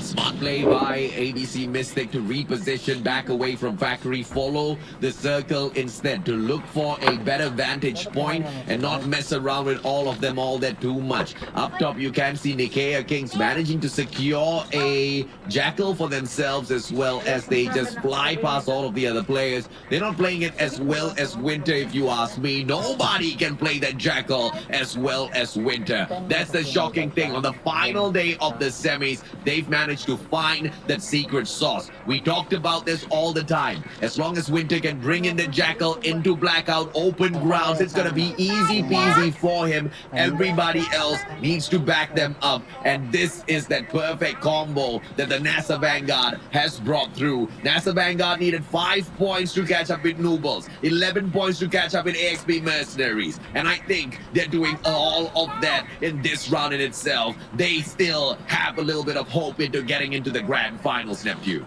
And this is the ace that NASA Vanguard has been waiting to pull. To switch in to Blackout, put in, use that gameplay, and it is showing us a great stride from them. Now, on the other side, we have the Conquerors right now. Team Dow Conquerors, who have been struggling a little bit, but slowly moving up for that spot of the top 5 or top 3. But with the gap that they have against the 4 Kings, all they need to do right now is just hang back and just make sure that they will not be pushed down. But those on the top are now battling each other, and if I'm not mistaken, Instinct the only one remaining, and the pressure is on, but Nomads will put in a lot more of the kills because 7 already to their name. Neggy down, and all thanks to the circle, Travis, Virus as they continue circling around. Virus loves playing on the PPSH, brings in this perfect combo most of the time. Almighty Prime from across, Dre trying to tag up Travis, barely gets a hit on him. Tito Ming on the other hand shuts down Maui. HGE struggling against the players of CB1. Let's see exactly what Almighty Prime can do because they need to now start moving. This circle's gonna be pressuring them in the next 50 seconds, and you do not want to reposition when the circle forces you to. You need to be a few steps ahead. You need to find your own defensive spot, and that's exactly what you saw Vagabond Snowman doing moments ago. Neptune, they didn't want to stop and challenge anyone. They just wanted to find a better defensive position. And the defensive position is not that easy to get here because to get in this map because of the open grounds right now that we have from this point. But it's a good thing it's moving towards this construction site as well because apart from the trees, there are a lot of rocks and slopes that they can use as cover. And this is what Almighty is doing right now. They're hanging back by the edge of the safe zone and utilizing that tank as well as cover for themselves. And as we can see, Vagabond Snowman's also using that zone to their side. But it is Esser taking the kills from that CB1 compound, and Esser and the rest of the teams right now are just trembling, and the Grayans will be backstabbed together with Esser and the other teams, Travis of Vagabonds Nomads. They are now with 10 points, and all they have to do is continue this on, and that 20 kills is not far behind. Travis cutting off Tito Ming, has that perfect vision, goes in for the aim. Bye Tito Ming. He says, oh, hits the rewind. Travis knows where to look for him, turns around accurately. Bye Tito Ming. You are no match for the Vagabonds Nomads. That third eye open, they're just way too perfect, Neptune. And now, as Esir moves on forth, they all try to pick on players one after the other. Chase with the opportunity to shut down the Conquerors, but this is the weakness of moving with the circle that we talked about. Allowing the circle to dictate exactly where you move, and when you move is gonna be a huge downfall, and that's the pressure that both of these teams face at the very same time. Both of them are taking the pressure of the safe zone and also the damage by different teams trying to gatekeep them. And Almighty is one of them against the Conquerors. And not only that, the trajectory of the Conquerors right now is towards the Vagabonds Nomads, as well as different teams, the Kings, who are battling it out in this only compound that is close to them. So 3 teams is taking the compound, and Almighty Prime will lose the opportunity in there from the open ground. Spam's coming in from Chase right now, and I think it's more of information coming from Chibi that is a lot of teams is in the area, and they can wall bang those compounds to get a few knocks, probably a few kills as well. Vagabond Nomads into the mix. They will not be going down that easily. I spoke too soon. Travis down, Esser down as well. It's now left to Virus AJ. Outsmarted by Mamad. Mamad shuts down Travis. Fantastic turnaround. Esser, as he bleeds out. Virus loses his armor. Repositions, cannot pick up his brother inside of the circle. Sneaks on outside. What are you doing, Virus? As he circles around, manages to play it smartly. Almighty Prime keeping Mamad busy. Mamad's already done the damage, but they should have just allowed him to continue teasing the players of Vagabond Snowman. Virus now on the other end. Almighty Dre has got no eyes on him. The 4 Kings staying patient. They are waiting to strike at that very final moment, Neptune. They want that #1 spot. They want to rip it back away from the players of Vagabond Snowman. But Nomads, they continue picking up kill after kill. Chibi's the next one that's down. Dre drops that smoke, goes in for the save, should be able to pick him right back up. And 3 members of Almighty Prime right now trying to survive, though they have a good opportunity right now because they're the only ones not close against the rest of the teams. But Chibi will be eliminated right there, and Instinct will try to go against, but takes that position against Chase, and it is Instinct who has been taken out instead of Virus, but Chase right now moving a little bit too quickly. Probably no idea as to how it is in there, but Chase from behind taking out Kyun with the Jack, and there goes the 4 Kings. We have Almighty Prime in here together with 3 teams, and how much damage? That is the damage that they can put up kill after kill after kill, and the win is on for Almighty Prime. Chase on freaking fire. This guy was just absolutely busting through player after player after player. What a play, Chase. Had the Jack and the Spirit. He was just busting through. And he was so lucky nobody was looking at him. He was just hitting everybody's backs. Back to back, Neptune. And it's really helped. That Blink. What? Blink with blank head. But either way, I mean, apart from Chase, it's Dre's help. They're really put in there. It's more of, that's one thing about a duo in that small area. You can have one getting the information and one going for the slays. And it's back and forth in there from Dre and Chase to finish off anyone moving in. And I thought Almighty would just be hanging back. The gameplay that can be taken from Vagabond's Esports playbook. But no, this is a different kind because they know that they have an opportunity, a surprise, because they are not part of the initial group scrambling in this compound. And as a ninja, Chase can just go right in and go for the backstab as well as gatekeep them on the way out. And in terms of all of them making the plays for themselves, I have to tell you, Chase was the most impressive one in that final circle. Ninja skill used to perfection, full understanding of the compound, bust through a window, and you know, even the pressure that they were playing from afar, everybody was trying to knock those players one after the other, but everybody ran towards the compound with their snowboard, slid in there, jumped and avoided the initial engagements by Almighty Prime, but they couldn't run away forever. It all had to come to an end. The Kings stepping up their gameplay, getting into that final circle. Supreme Slays on their side, 10 kills in total alongside 6 placement points, gives them 16.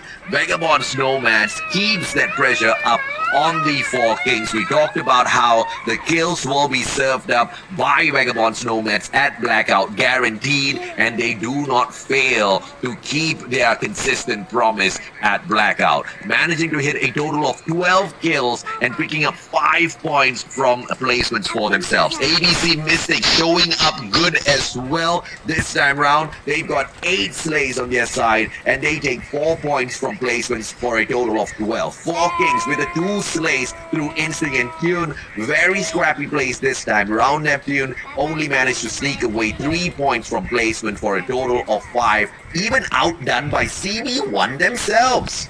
Yeah, imagine that's a 9 kills for them, for CB1 main, and with the placement that they have, it's a total of 11 points from them. And speaking of outdone, like being outdone, Conquerors right now, I mean, I think I'm seeing a consistency from them. They can be consistently there in the middle of each game, though. They can bring in a lot of kills at some point, but not to this point in Blackout, and even placement. So it's probably the positioning that they're taking that has been taken by a different team already. From what we've seen, a lot of areas has been spotted, and like the Conquerors are always chasing or being pushed out for a specific area. But one thing that we didn't expect to see is HGE right now losing that consistency of staying in the top 5 for each round. Even as the ballot of this is a new game or a new map for today, only 2 kills from HGE. This is not looking good for them if in case a lot of teams will catch up into the points, and another team that can also risk going down on leaderboard is NRX 432 with the damage that has been done by Winter, especially with the vehicle explosion using that Jackal. NRX 432 at that point, I think they lost hope. They most definitely did lose hope at that point because that Jackal was just a pain in the hiney. But even though They did torture NRX 432. NRX 432 managed to survive longer than them. But thanks to Winter, thanks to his supreme slays out there on the battlefield, this team manages to walk away with a total of 12 kills at the end of the day. Winter picks up 7, Paui with the 4, Myron picks up single 1. Myron and Lucon, I'm not sure what vehicle they were in, but both of them got taken down at the very same time. Paui and Winter were just flying around in their jackals, trying their best to get the job done, and they got a lot done, man. Fantastic in terms of the setup from the players of NASA Vanguard. We talked about how when they don't get those placement points, they don't get kills as well. This time, I'll take the kills, man. It was supreme. I would have preferred for them to survive a little bit longer. I think Winter got a little bit too aggressive. He should have stopped at 6 kills and then just focused on placement points, because imagine if he picks up 6 kills and then gets 6 kills from placements as well for his team. How much would that have been, man? He single-handedly would have outperformed the whole performance of the team, and the rest of them would have just needed to play scrappy, needed to play the strategy of 4 kings, disengage, and find a proper defensive compound. There's so much of quality in NASA Vanguard. I want to see more from them, nephew. And hopefully that is not the downfall of their placement stride, because so far they consistently have been doing well in placement when they jump in onto Blackout, but with the performance and the kills, they might just need to adjust a little bit to make that placement position once again to be taken in this remaining 2 maps, because so far with the kills, probably getting too carried away and losing the chance to get that jackal to survive further for the 2nd spot. But for AXP Mercenaries right here, we've seen them previously at the bottom, and they are very, very close right now to cross that top 8 spot, especially with the kills that they're getting in this fight, as well as consistency. Even after switching to Blackout, they might be in there moving in against their brothers, or close, or probably above them, if they can do this on for the 2 remaining rounds of Blackout. And AXP in there, imagine the brothers of AXP Kratos, 0 kills, wherein this is what expected of them. That's what we expected out of them from the very start, right? But you know, not a lot of people can provide when expected of. They did go up, they had a lot of pressure on them, and they did step up for the team overall. You know, when you look at AXP Mercenaries, the one player that I absolutely love was Bhaktin, and the way he was controlling the situation over at Factory earlier on. Little unfortunate that they were caught out by the players of Decay Kings at the very end. It was a fantastic play coming through from Omega, and they were bound to get outplayed at that position because they were just holding on to Factory a little bit too long, if you ask me. AXP Kratos managing to keep up with the players of AXP Mercenaries, but not in the greatest of way in their own set, because they don't pick up a single kill on their end, which means 0 points from this round. Royal Kings, same story. Nobles Gaming, a single point from that slay, and ABC Anonymous remains anonymous when it comes to picking up kills out there on the battlefield. And it's only 15 teams that we have right now, because as mentioned earlier by AJ, Academy of Brothers will not be playing, or has not been playing rounds so far. So that's 2 rounds already that they are not part of the semifinals. And it's like, this is one thing that we don't want to see. With the number of rounds and days already that we've seen teams play, being taken out in there for a few mistakes is not one thing that they want, because they have a chance to show up and show that they can fight it up towards the end of the semifinals. Probably not in the placement, probably not in the kills, but at least they were able to fight for all days of the semifinals. And prestige will be there, because as we started this day, 256 of those who tried to qualify, only 32 was able to go through, and that is a big thing already. Showing up and fighting until the end of the semifinals, even the grand finals, would be a great achievement for this team. It's a big thing if you've made it up to the semis, right? But you gotta be sad if you're ABC Anonymous, man. Academy of Brothers are not playing, and you still can't overtake them at the bottom of the leaderboard. I mean, that's got to be something that ABC Anonymous sits down and thinks about again and again and again, and find a way to overcome out there on the battlefield, because they just need 6 points, Neptune, to get into that 15th spot. I mean, I'm not talking about qualifying to the grand finals. I'm just talking about climbing up the leaderboard little by little and just, proving yourself out there on the battlefield. If you can pull away 11 points, you will catch up to the Royal Kings themselves. Don't finish at the bottom. That's all I'm asking from ABC Anonymous. I think they have got a lot of promise in the competition as well, providing that they represent MYSG, but they're not really representing MYSG all that too well at the moment overall. And well, I'll have to see, because probably compared to ABC Mystic, it's a different strategy coming from them, and a different achievement is being in to play by ABC Anonymous. But I would agree with you as well that they need to put on a little bit more, because as they represent a different region with all this crazy PH region in here playing this fight, it's good inspiration that another team has joined in for the semifinals. It's better inspiration for the MYSG region if 2 of those teams has stepped into the finals. So this is a learning part for ABC Anonymous. It's a good thing that ABC Mystic has learned this already and has a great chance to go and step on grand finals if they continue on in getting kills as well as placements. What they can do, of course, is, just continue this sort of a performance. Almighty Prime, they've been riddled with inconsistencies, up and down they go, but overall, they have been able to outperform their previous selves in this one round. They've got 2 more rounds to continue proving themselves and potentially even take away the 3rd place from Dow Conquerors. It's not going to be super easy, but at the same time, it doesn't seem to be impossible as long as AMT Prime can continue popping off in this way and finding that final circle, Neptune. Yeah, consistency is really what we often ask for, and Almighty is showing that. Not so much, not too explosive, but consistently creeping in on to that top 3. And if they can do so, they will be getting much respect, not only from us, but also from the community, because they continue battling on despite of how much struggle it is coming from them in terms of the performance that we've seen so far. But AJ, that is the first match of Blackout, and we are now down to 2.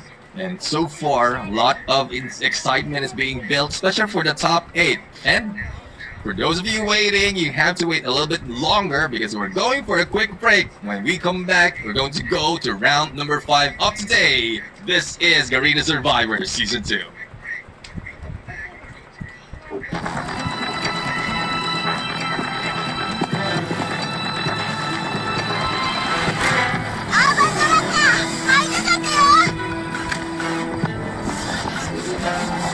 ニュービジョンシティでの重要任務に関する通達を受け取った。行くわよ。楽しみ。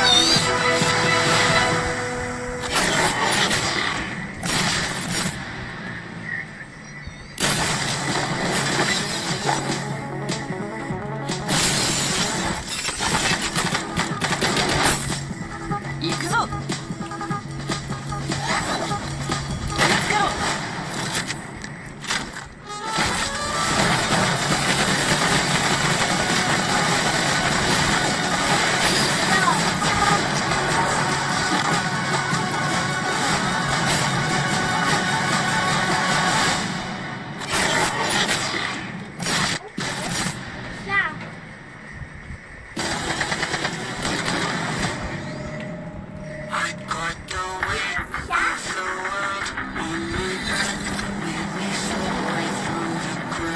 行くわよ。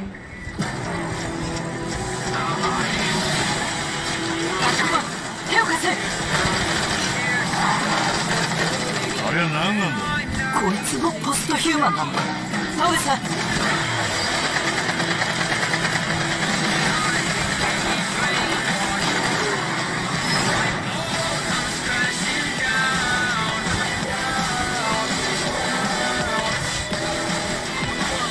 Who's laughing?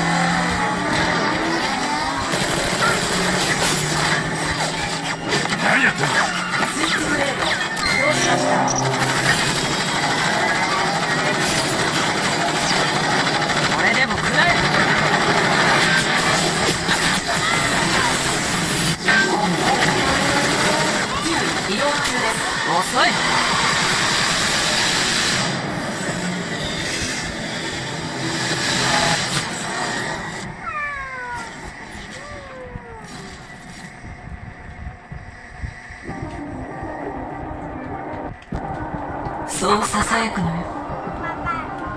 私のゴーストよ。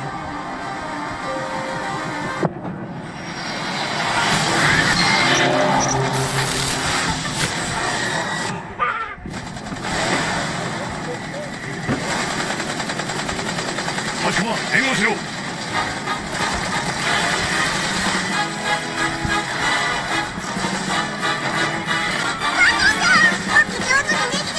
その調子だ佐久間、お前はよくやってるよ。本当のことだ。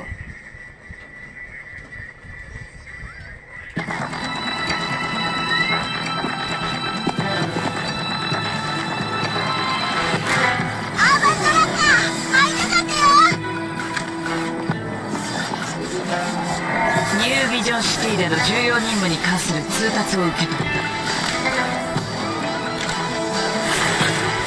行くわよ。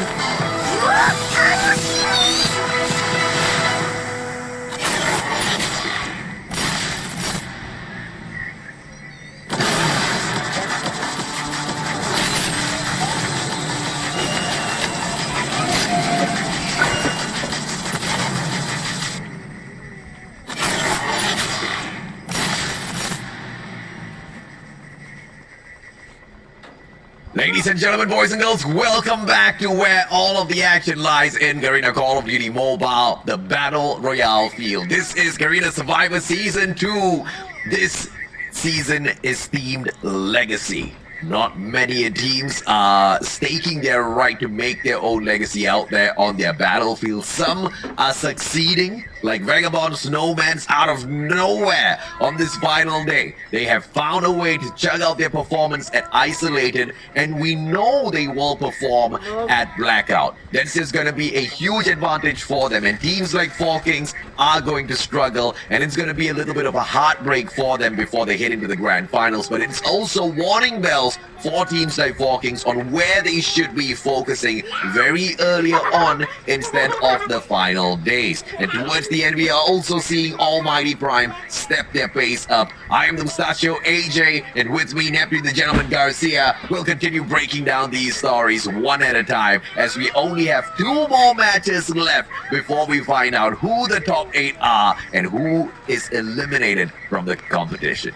And last 2 chance right here for the teams to catch up in the points, and from the points itself, AJ, it is getting close. It's getting hot in there for the competition, especially for the top 8, because a lot is at stake. It's just a chance for them to go in for the top 8, for the grand finals, take a legacy for themselves, and also a piece of that pie, because once you're in there in the grand finals, you will be taking a piece of that $25,000 prize pool. And I'm pretty sure a lot of these teams are aiming for that, even if they only stay on the last place of top 8. That's a great achievement for them, because they will take a chance to go in for that final battle. And we've also seen the improvement from Team Mystic to continue rising up to the top, into the top 8. We talked about how this team has got a lot of promise, and now they are tethering on breaking even the hold of HGED 11 Kratos. They are just about 10 points away from catching up from the team. So the amount of effort they've thrown into the competition so far is perfect, but you know, nothing has changed from the previous round. It is still so close between the teams who are struggling to get into the top 8. One of them just need to have a superb breakout round. I'm talking about NASA Vanguard. I'm talking about AXP Mercenaries and CB1 Main now. As long as they can get into that final circle, throw on quite a great number of slays, they should be okay. NASA Vanguard proved that they can pick up points, but they're still not perfect. They still haven't perfected their strategy of finding their way into the final circle just yet. Winter popped off, but he got way too excited, because with all of that excitement comes a few mistakes as well, and the whole team got wiped out prematurely before getting into that final circle, which is such a huge waste if you ask me, Neptune. But let's take a look at the leaderboard and see exactly how the teams stand at the moment. Yeah, Vagabond's Nomads right now right in top and 21 points lead against Four Kings Aces. And it's earlier it was just a battle of the top two. But as we close in for the end of this day, it seems that Vagabond's Nomads really don't want to give that chance to Four Kings Aces to catch up. And the same goes for Tau Conquerors. But the gap between them really is increasing that much that I'm a little bit more into the 70% that by the end of this day, the top two will remain like this unless Four Kings Aces will be able to take down Vagabond's Nomads, or a different team can take down Vagabond's Nomads early into the game for the last two rounds. But I'm really excited to see for those who are about to cross this top 8 spot. Though we are seeing ABC Mystic as well as AXP Kratos, but we have CB1 main right now, only 4 points difference against AXP Kratos. 5 points and they will be able to take over that spot. And for AXP Mercenaries, surprisingly and amazingly, they were able to catch up on the points, only 11 points they need to take that 100 point and take over the spot of number 8. CB1 main, if they wanted to really put in the hustle, bro, they can not only overtake AXP Kratos, but they can also overtake ABC Mystic at the very same time. That's what's amazing about this whole setup, man. Look at how close the points are between Kratos and Mystic. Just 2 points in there. And, you know, HGED11 Kratos aren't really like a mile away. They're just a stone's throw away. So that's why these three teams, CB1 main, AXP Mercenaries, NASA Vanguard, they bring a lot of promise into the competition. We've been seeing ups and downs from them, but if only they had a better strategy from the start, Neptune, things could be so different for them. Things could have been very different in terms of, you know, them being able to secure their way into the grand finals without really having to make any last minute dash for this. Because when you're in that last minute dash, anything can happen. Sometimes luck just might not be on your side, and you might just end up ultimately super disappointed, not because you didn't make it, but how close you were to making it through to the finals. And that's one reason why we are giving out a lot of points, not to make us look good because we're giving out pointers for pro teams, but for teams to improve as well. And as we can see, AJ, I mean, this is something that we can give to the players, but we call them out and they were able to deliver on what we asked them to do. And for every time that they can deliver, that's when they increase in the points and take the good better placement into that leaderboard. So we're not taking the credit. It's just that hopefully teams are open-minded to take in some criticism, constructive criticism, and then apply that into execution. I mean, if you don't take it, it's your match, man. It's you who are picking up the prize pool. We've got nothing to do with it. We still get paid for talking, right? It is up to you if you want to take that information or not, because we're just looking at it from a high-level point of view, and we really feel like these actions should be done out there on the battlefield, because it's an absolute waste if they don't play it in that way. This time, we see the adjustments from NASA Vanguard, full squad heading on into Nuketown Island for the loots, and they are going to be able to play with that single jackal that's in that spot as well. I like this. This is what I expect out of NASA Vanguard. You don't need 3 jackals in the air. You just need 1 pilot called Winter.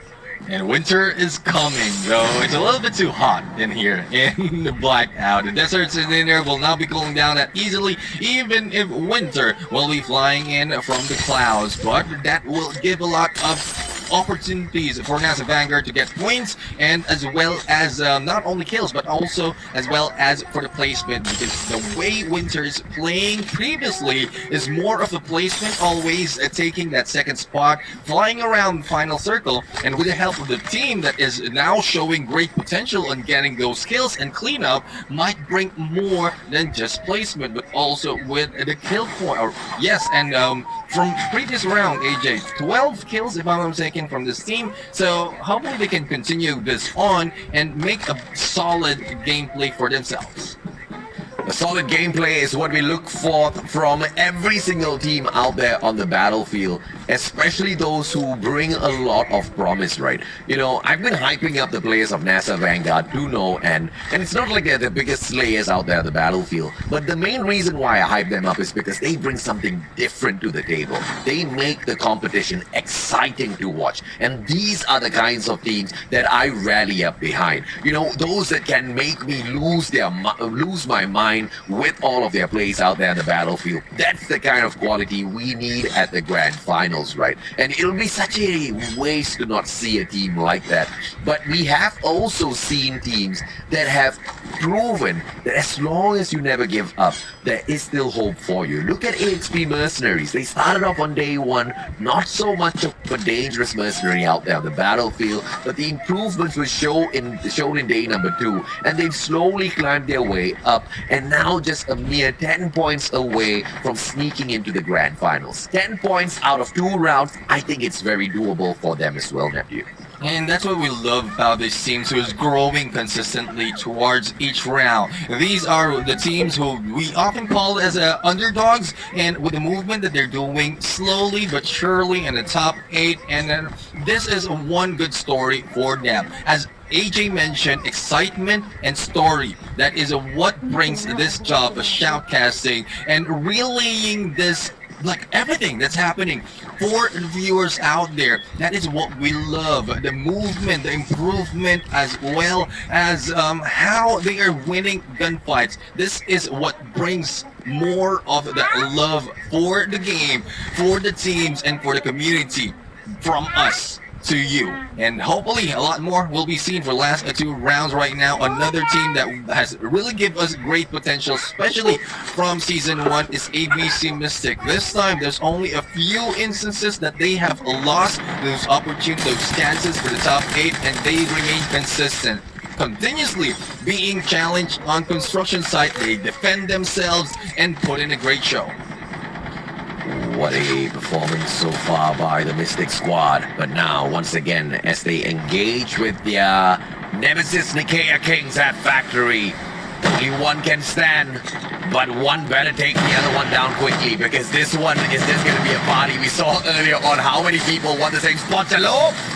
If there's a small little angle to play with, tags up that player, but not enough firepower to bring him down just yet. If they don't wrap things up quick, it's just gonna get super chaotic down at the Factory, and things might just get out of hand. CB1 getting taken down. HGED 11 not allowing CB1's dreams to come true. CB1 so close to sneaking into top 8, 4 points away. If they don't get away from HGE, their dream might just be over in this run in itself.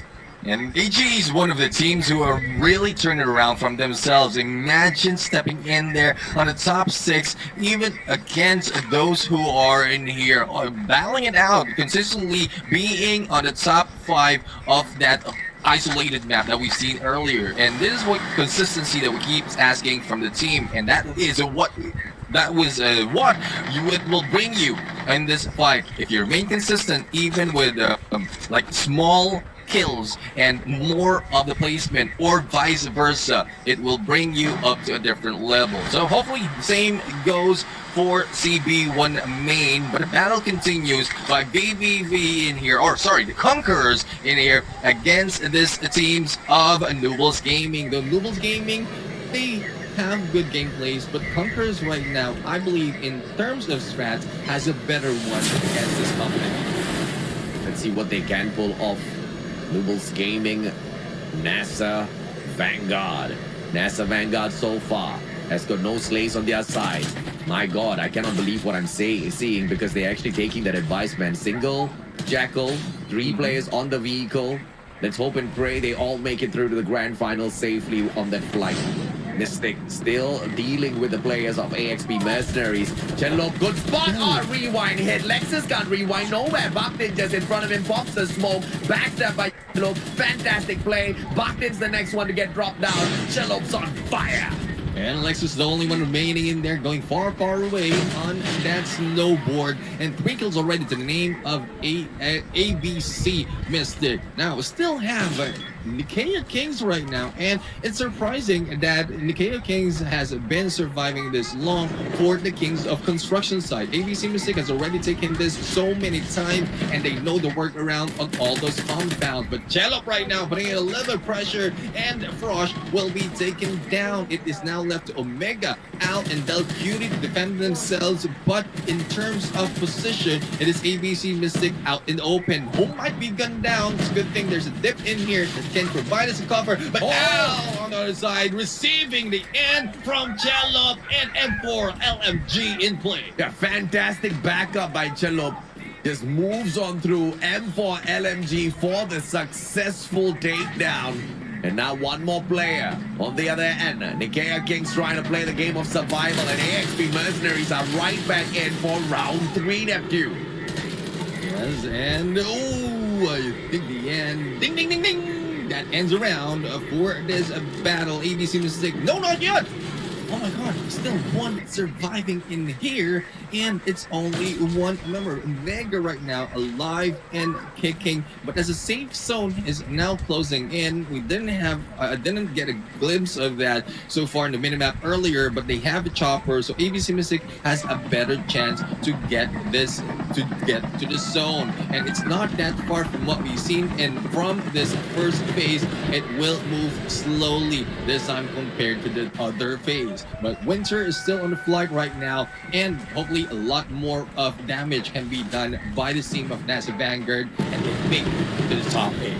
Kings under a lot of pressure. Winter trying to shut them down, but the 4 Kings very smartly hiding behind a couple of trees, just using that a little bit shelter to make good work of defensively. That's a good play. CB1 backs away. Bryans. This is the dog tag retrieval gameplay coming through from CB1. They're trying to sneak into the top 8. They only need 4 points. But if they only have one single player out there on the battlefield, it's going to be impossible. Negi shuts down Chibi. Earlier, they already took one player out of the Almighty squad. Multiple teams ganging up on Almighty, and that's going to be a problem for them. But the Conquerors, how can they continue to climb up? Catching up with the 4 Kings might not be possible anymore, Neptune. Looking at the distance that the 4 Kings has placed between them and Dow Conquerors. 34 points needed if they want to replace the 4 Kings in that second place. Yeah, 34 points and 2 rounds to do that. Will they be able to deliver? That is a question.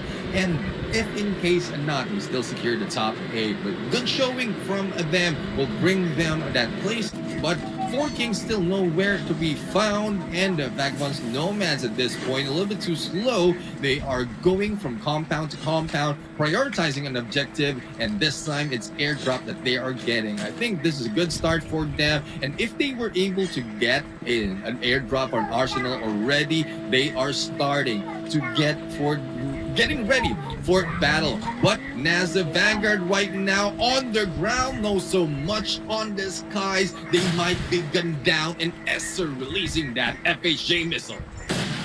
FHJ, NASA Vanguard manages to get away. A quick engagement here might just be the end of Winter. And yes, the shot is sound, but that engagement, Winter's in a lot of trouble. Incoming missile. He avoids it. Outside of the circle, Winter goes. No missile catches him. Winter's still all right. That Jackal will remain to be a problem in this next circle. And though damage not yet down, Winter will still be able to slay out there, and with the rest of the team surviving, I think this is the result of what we called for. We have the vehicle coming, or the land vehicle coming from the rest of NASA Vanguard, and Winter will be following them, thus probably eliminating a squad in the process. But with damage being done and being ready as well for that approach is Vagabond Snowman's with FHJ, and not so much people has been taking FHJ.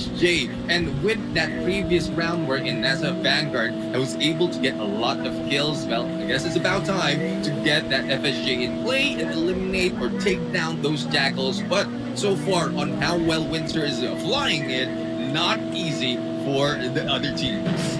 Not easy see it all. Negi, SMRS, unfortunate engagement between the Noble squad. They knocked each other, and Asir took advantage. That's a GG for the Nobles gang. Noodles Gaming right now being taken out, and Alex the only one in there. Oh, damage being taken by Virus, and the follow-up being done by Travis. Travis right now is a little bit too close, firing back, but Alex will be taken out. Now, I think there's only one more member for the side of Noodles Gaming because Dog Tags is still in play, but we have one team already eliminated in this fight. Bowie right now going in for the kill against Lexus, and NASA Winter still in the flight, and from the outside of the safe zone, AXP Mercenaries being gunned down. Four Kings, Trem taken down already. They're trying to stack up their kills as quickly as possible. Royal Kings, Inam got lucky. Sacred ran out of bullets, but now Sacred repositions from up top, trying to catch a player off guard. Ainrise right down below. The Conquerors are going in for a quick and swift shutdown, but they're not fighting any players just yet. Royal Kings have backed away into their corners in this small little compound, and defensively, they're just waiting for the Conquerors to come knocking on their doors before they can shut them down. I love the defensive play. Yes, defensive play is really working for them, and no push happening for the Conquerors. And the Conquerors right now is a little bit cautious because there's so many times that we call them out that they're not performing that well. Though they are in a safe spot in there on top 8, they still need to make a little bit more in there when it comes to play, wherein NRX432 is not doing it because Keys has been taken down there, but Clyde fires back in there from the other side. Now, Halo's already out in play. Keys will be coming back in a bit, but the damage is being taken from behind. Joko trying to get away, and Clyde will be hiding out, and it's Vagabonds Nomads trying to pressure them, with the split being done by NRX432 and Virus ahead of them. It's not looking good for NRX team. In terms of brand supremacy in the scene, it seems like this is that golden triangle. NRX 432, Vagabonds Nomads, as well as Four Kings, all in the exact same vicinity. And the first ones to strike would be Nomads, as they stake one player out of the side of NRX 432. Things get more difficult for 432 to make it in here, because we are looking at them being on potentially the brink of elimination if all of the other teams wake up.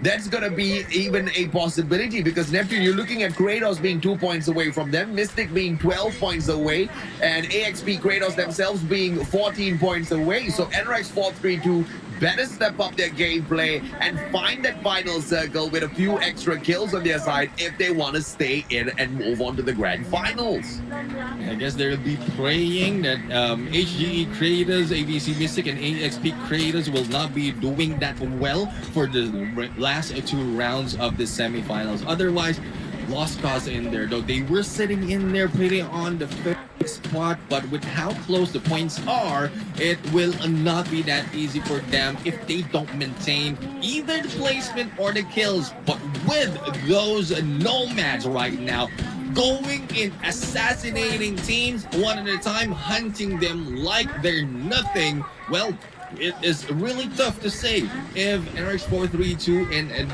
will be able to do that, because a lot so far has been done by the Nomads, and if they are taken down early in the game, then bye-bye might be the case for this team. But that is still left for the last round, because we are just on round number 5. Yes, smart play coming through from NASA Vanguard. Blue Rush taken down. Travis!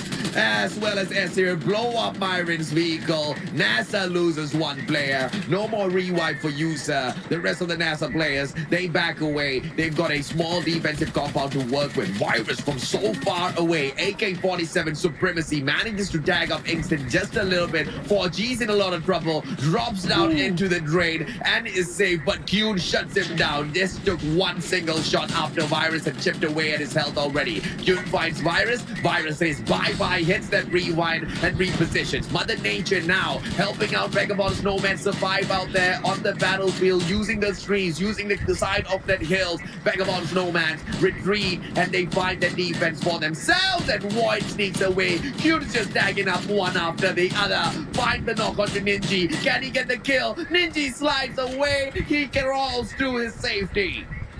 And this is a good play for the Four Kings Aces right now. Getting this compound as a hard hiding spot, and Kyun just getting a killing in there, but not so much that they can take out a complete squad that easily, but the damage can be done and the confusion can be dealt with as well. And Kyun right now putting in a lot of traps right here. And with this airdrop, a lot of teams will be pulled in. And with that, hopefully Four Kings will be able to shoot down one at a time and get a lot more in terms of points apart from the 10 that they already have. But teams who really need to get points are NRX432, and they might be able to gatekeep ABC Mystic right now. No, going ahead a little bit too far, and there goes a mistake being done by Keys, a little bit too aggressive to my liking, and that might be causing to the end of NRX432. Virus on the ground. Rogue tries to find one. Vagabond's Nomad appear out of nowhere. Rogue turns around through the door. Chinook shuts down yet another M4 LMG for the win. But Jew trades them right back round as Falls shows up.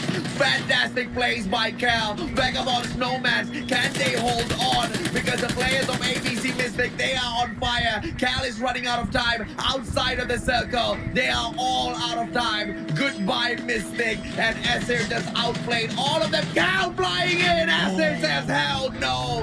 Jack for the win. But the rest of the damage has already been done. Vagabond's Nomads. Can they now play placement points? 11 points they've got in terms of kills. And the players of Four Kings need 20 more than them. Esser still trying to provide a lot. He messes up by giving away information. Slides away. 80 more HP. Recovers his armor. No one has punished Nomads yet.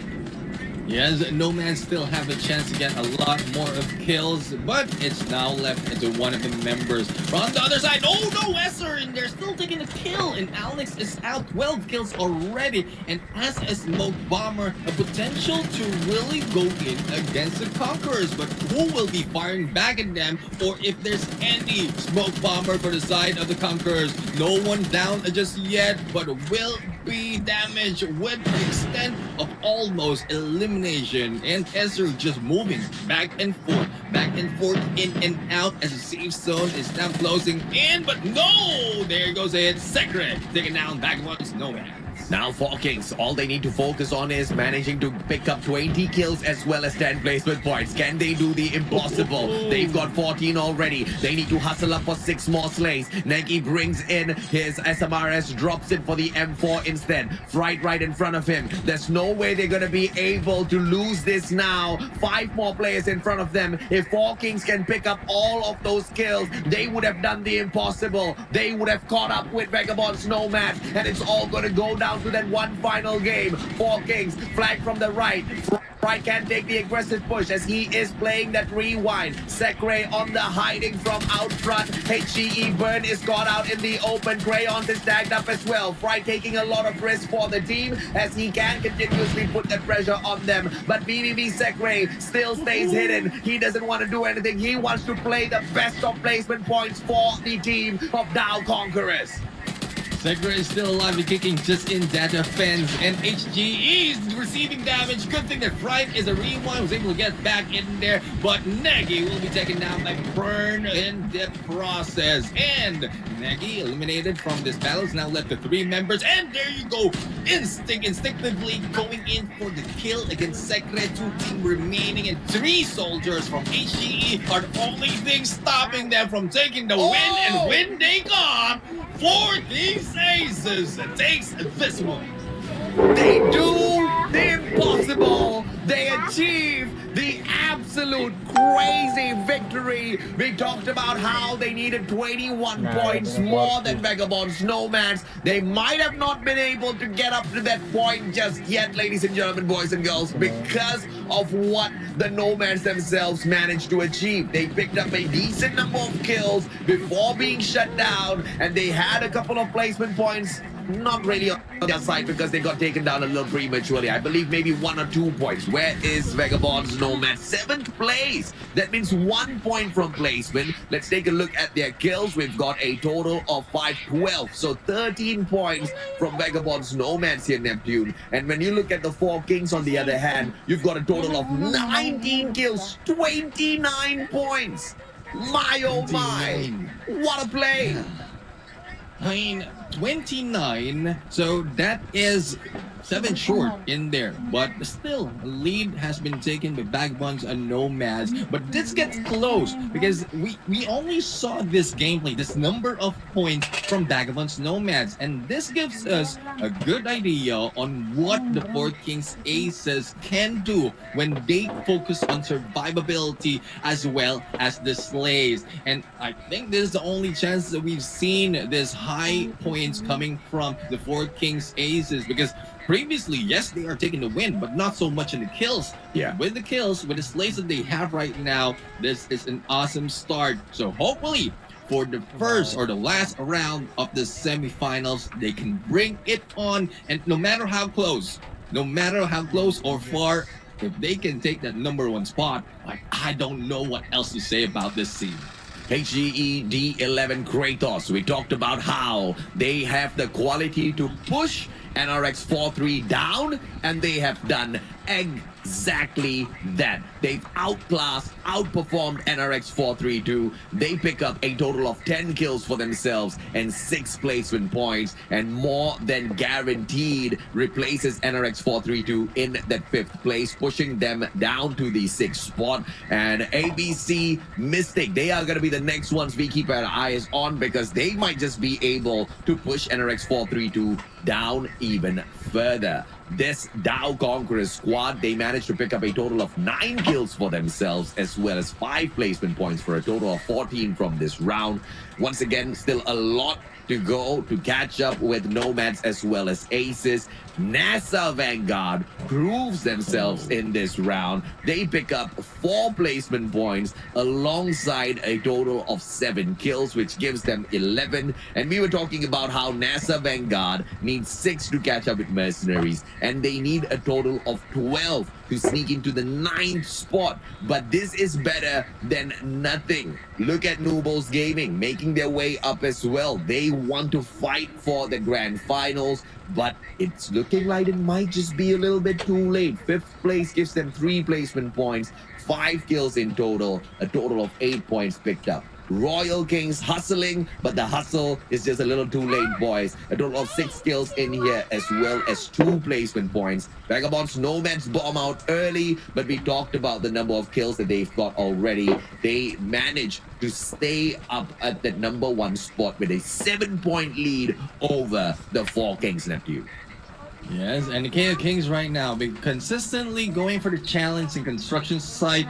Yes, they put in a lot of damage against ABC Mystic, but not so much in terms of kills. And this is one thing that we usually would like to comment, but I think I'd like to give up already on encouraging them. It's more of up to them to make those strides, because it's a little bit too late. It's only left to 1 point, and with how they're placing on the leaderboards from before this match and after, it is not looking good for them compared to the teams who are really making good improvement. But AXP Creators right now in the brink of taking or losing that top 8 spot right here on 9th place, 0 placement point, and only 3 into the kills. This is not the AXP Creators that we often see, and probably has been overshadowed by the previous with the brothers of AXP Mercenaries from the previous round. Thus, they also lost a fire in them.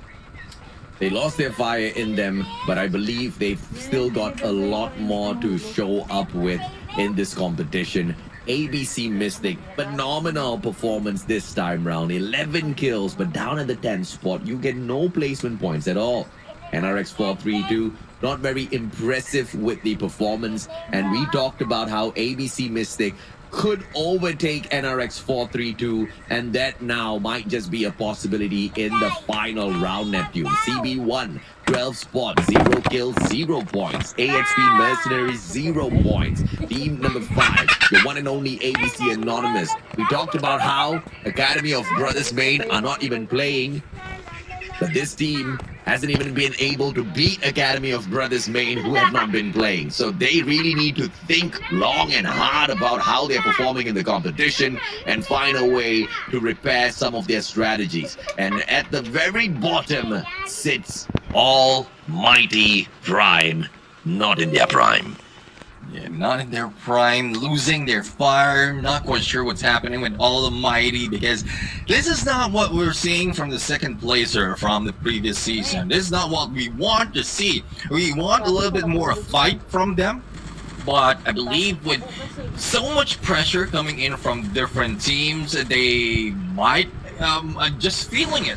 The damage that can be done by a team with nothing to lose and nothing to win will be so immense that even those great teams are stopped on their heels, and probably that is the case with Almighty Prime. But this is where we saw the pride of MYSG for this Arena Survivors like show up, and not only show up, gather a lot of points. ABC Mystic right now is a good inspiration for MYSG region to really bring in what they can do against the PH team, and they're doing it right now, showing up as early as the semifinals. And the semifinals might just be the spot where you can really understand exactly who you are in the scene, exactly where you stand overall, because this is the place where we see a lot of teams putting in the effort, but some of them still trying to figure out their strategies in this sort of a level. That's where things start to get a little iffy for me. You have to have gotten all of your strategies figured out by this point. No ifs, buts, or maybes. What the semis is for you to step on into and perform. This is like one of your final exams, You can't be sitting down on the day of the final examination and then opening up your book and reading all of the topics that you think might be coming out in your papers. You gotta have all of that sorted out way before already. And some teams are struggling with keeping that up. But the four Kings Aces, they don't struggle. They knew exactly what was needed, and they provide exactly that, nephew. Yeah, and that analogy about school, I mean, unless you're a genius and eidetic memory, then you'll be able to do that. But I don't think that applies just in here. Yeah. Genius, yes, but mechanical gameplay is one thing. Mechanical skills is one thing that you need to consider. So you might have the smarts, but not so much in the skills, and vice versa, you will not be able to make it. Those who are planning to make it for the top 8 will really need to pray and pull out everything from their sleeves, because we are heading to the last round of this day of the semifinals. But we're going to go for a quick break. When we come back, we're going to see that last round.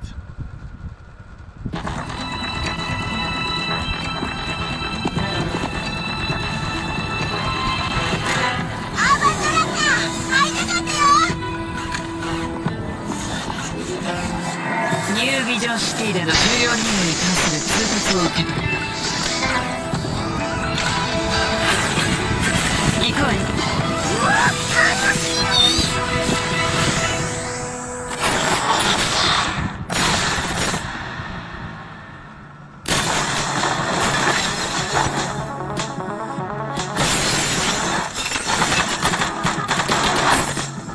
行くぞ。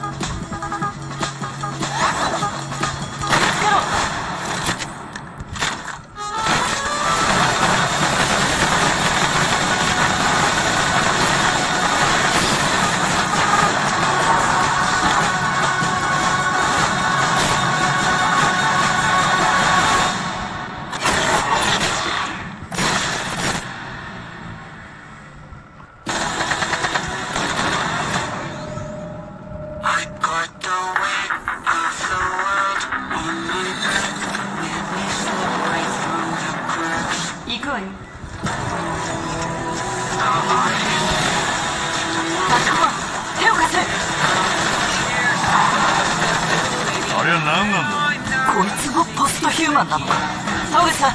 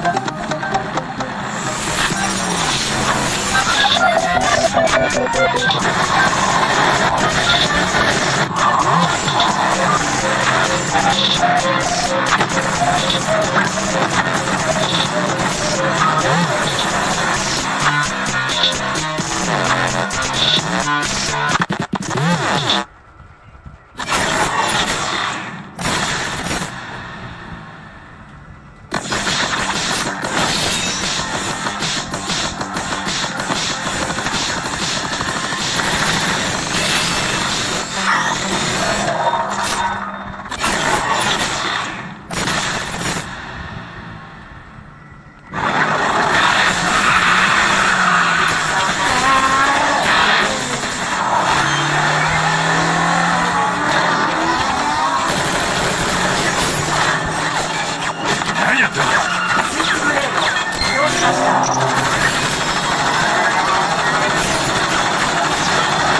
これでも食らえ。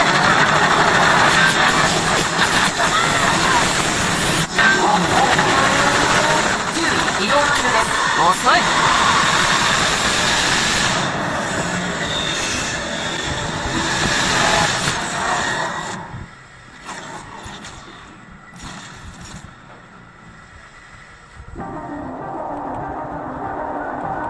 そうささやくのよ、私のゴーストは。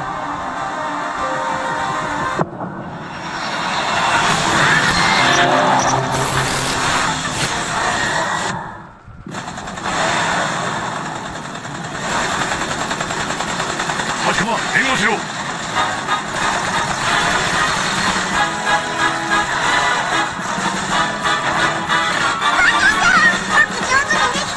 その調子だ白馬、お前はよくやってるよ。本当のことだ。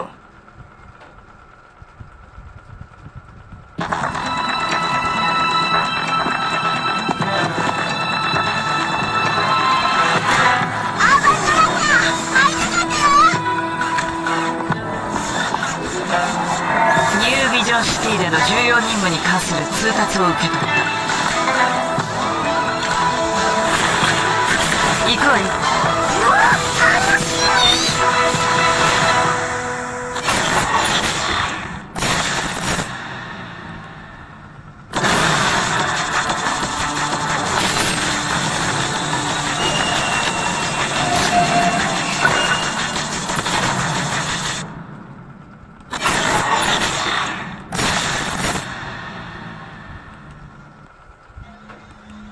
Welcome back to Garena Survivor Season 2 Legacy, brought to you by Call of Duty Mobile. Last chance for the teams to grab their slot for the grand finals. By the end of this round, we are going to see who will be moving on. But a lot is at stake for the teams who are just hanging by on those top 8 spots, especially for NRX 432, ABC Mystic, as well as AXP Kratos. But we'll have to see how that ends for these matches. We are your casters and hosts, Neptune the Gemma Garcia. Together with me is the Musashi AJ, bringing the action for this fight, especially for this last round.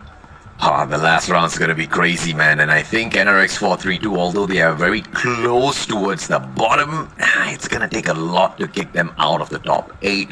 The ones who are gonna be in trouble here, though, is the one and only AXP Kratos. We are also looking at ABC Mystic, who might just potentially be in a little bit of trouble, because when you look at CB1 Main, it's a team that has proven itself. When you look at NASA Vanguard, here's a team that has been perfecting some of its strategies out there on the battlefield. So it might still be possible in here, Neptune, for them to make it up to the top. And there have been a few rounds that isolated where we've just seen purely performance from the underdogs. And these are the underdogs in question in here. They all have that capability of getting to the final circle, which should make teams like AXP Kratos as well as ABC Mystic a little bit nervous now.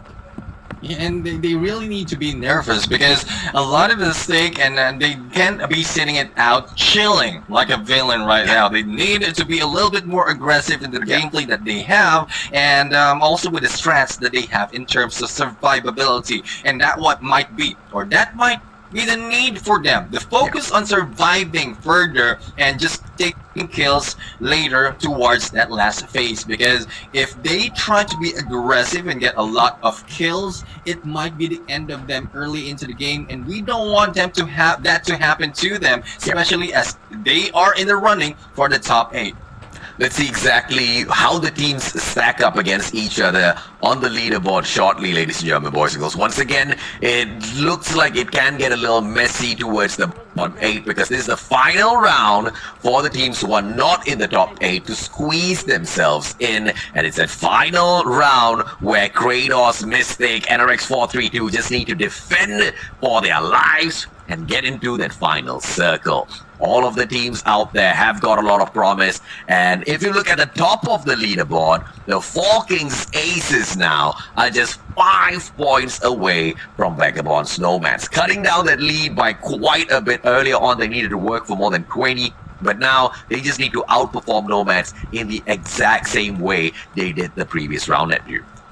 And it's a lot to call for 4 Kings Aces, though they did pretty well on the previous round. So hopefully that is just a showing, a sneak peek of what the 4 Kings Aces really is all about. Because if this continue on, not only for this last round of the semifinals, but also on grand finals, I mean, regardless of the Aces or the main team, the 4 Kings brand is bringing a different breed of their own. Because the performance that they have right now, challenging great teams and not really backing out that easily, is one thing that 4 Kings has been doing. But compared to the previous season that the main team has done, the 4 Kings Aces are more tactical, a little bit more smarter in their approach. Yeah, and they're very careful, right? You don't see them popping off on every single round, only when it's truly required do they actually get out there and secure those kills. Other than that, they purely focus on the placement point, they purely focus on the circle, hence why they've got 7 massive victories to their side, Neptune.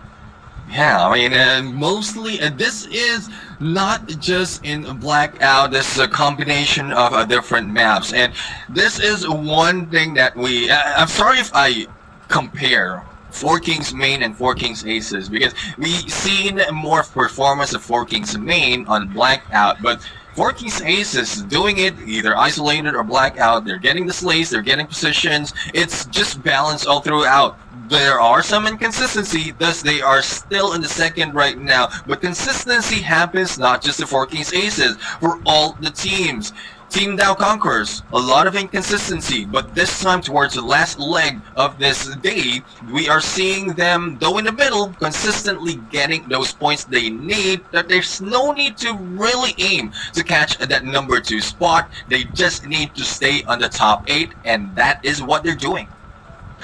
And in terms of staying into the top 8, you know, as easy as it sounds, it gets a little bit more difficult towards the end of the competition when other teams kind of figure out their strategy, figure out their pacing.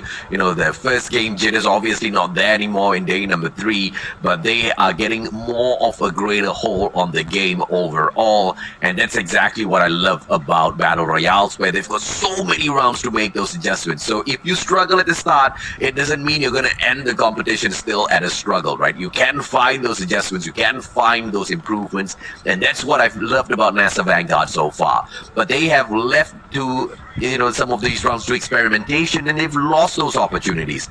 So for them to climb up now is going to be quite the work. 9 points to sneak in to the 8th spot, and they have to make sure that's 9 points on top of what Kratos brings into the competition.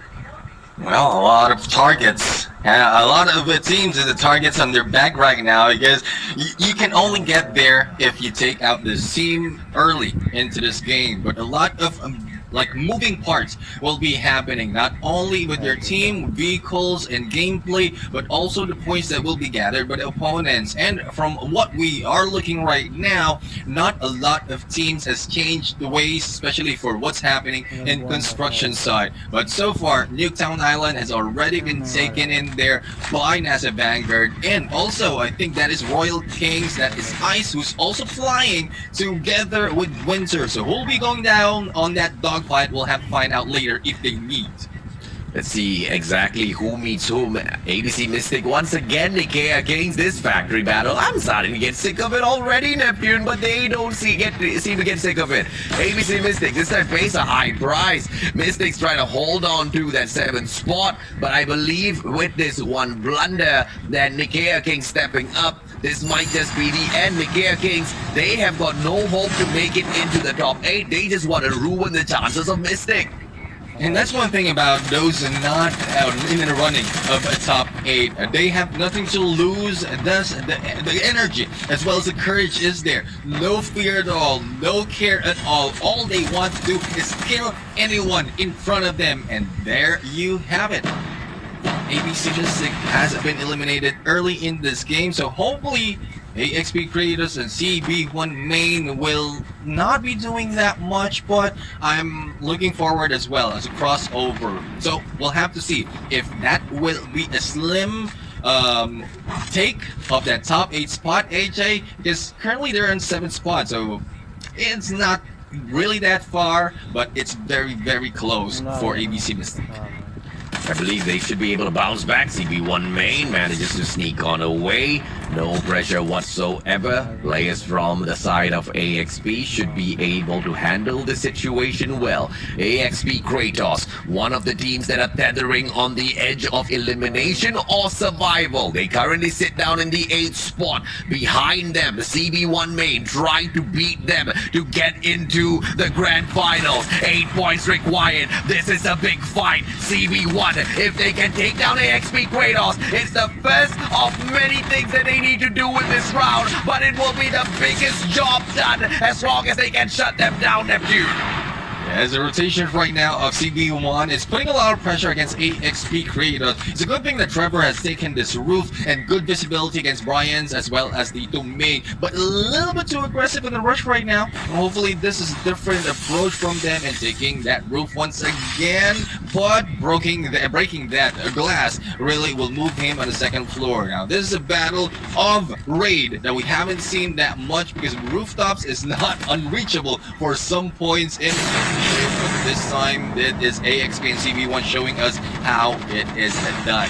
Trevor right now still straying in here of the rotations of the rest of the teams and no sides, but Vito Ming is in there just hanging back, probably giving out information for the rest of the team as he rests his knees in this fight. Resting his knees, something he definitely needs to do. Ninji shuts down Tito Ming, beautiful shot, and now Matui circles around Trebor, uses the high ground advantage. CB1 still with the opportunity. How can they survive this? Lurach turns around, Matui shuts him down, AK-47 supremacy, and Brian shuts down Matui instead. Fighting out Trebor as well. Brian, can he keep the team alive? Ninji shuts him down. Ninji, final player for AP. He goes in for the rewind, and that is a spectacular performance from the players of AXP Kratos to remain surviving. NASA Winter going to town with Lyrics 4-3-2 once again to shut them down. Can he get the job done? NASA trying to get into the top 8 as well. And NASA right now doing well, and this is what we're asking for, another answer to our prayers. Kills from or knockdown from above and kills from below. And NRX 432 has been eliminated in this game, the 3rd team taken out. And together with CB1 Main, I believe AXP Creators is already taking that spot in the top 8, but that would still depend on how well NASA Vanguard can continue this game. It is 4 kills already to them, and this is what we ask. We have a flyby from above and a drive-by from below. It is just a killing spree out there, AJ. Killing spree, most definitely it is. Vagabond Nomads on the hunt for a slay. Almighty Prime right in front of them, ready for a little bit of battle, ready to shut down the players of Vagabond Nomads. Prime wants to prove themselves. One SMRS hit will not be enough to shut down Vagabond Nomads. Dre tosses out yet another grenade. Can he cut off the distance of Pogs? Pogs manages to disengage with the snowboard reposition. Nomads are out of there as quickly as they appeared. And a good grenade in there against that vehicle, but that was supposed to be an escape of Vagabond's Nomads. But with their turn in there, we're able to get into this chopper, but we'll have to find out if they will take it. Because we know that they have in the sights of Almighty Prime, and with the explosion of the chopper, especially with them in it, it might be out for Vagabond's Nomads. And the contender for that #1 spot right now is the 4 Kings Aces, who already have 2 kills against the Royal Kings, and a few more. They will be able to eliminate this squad.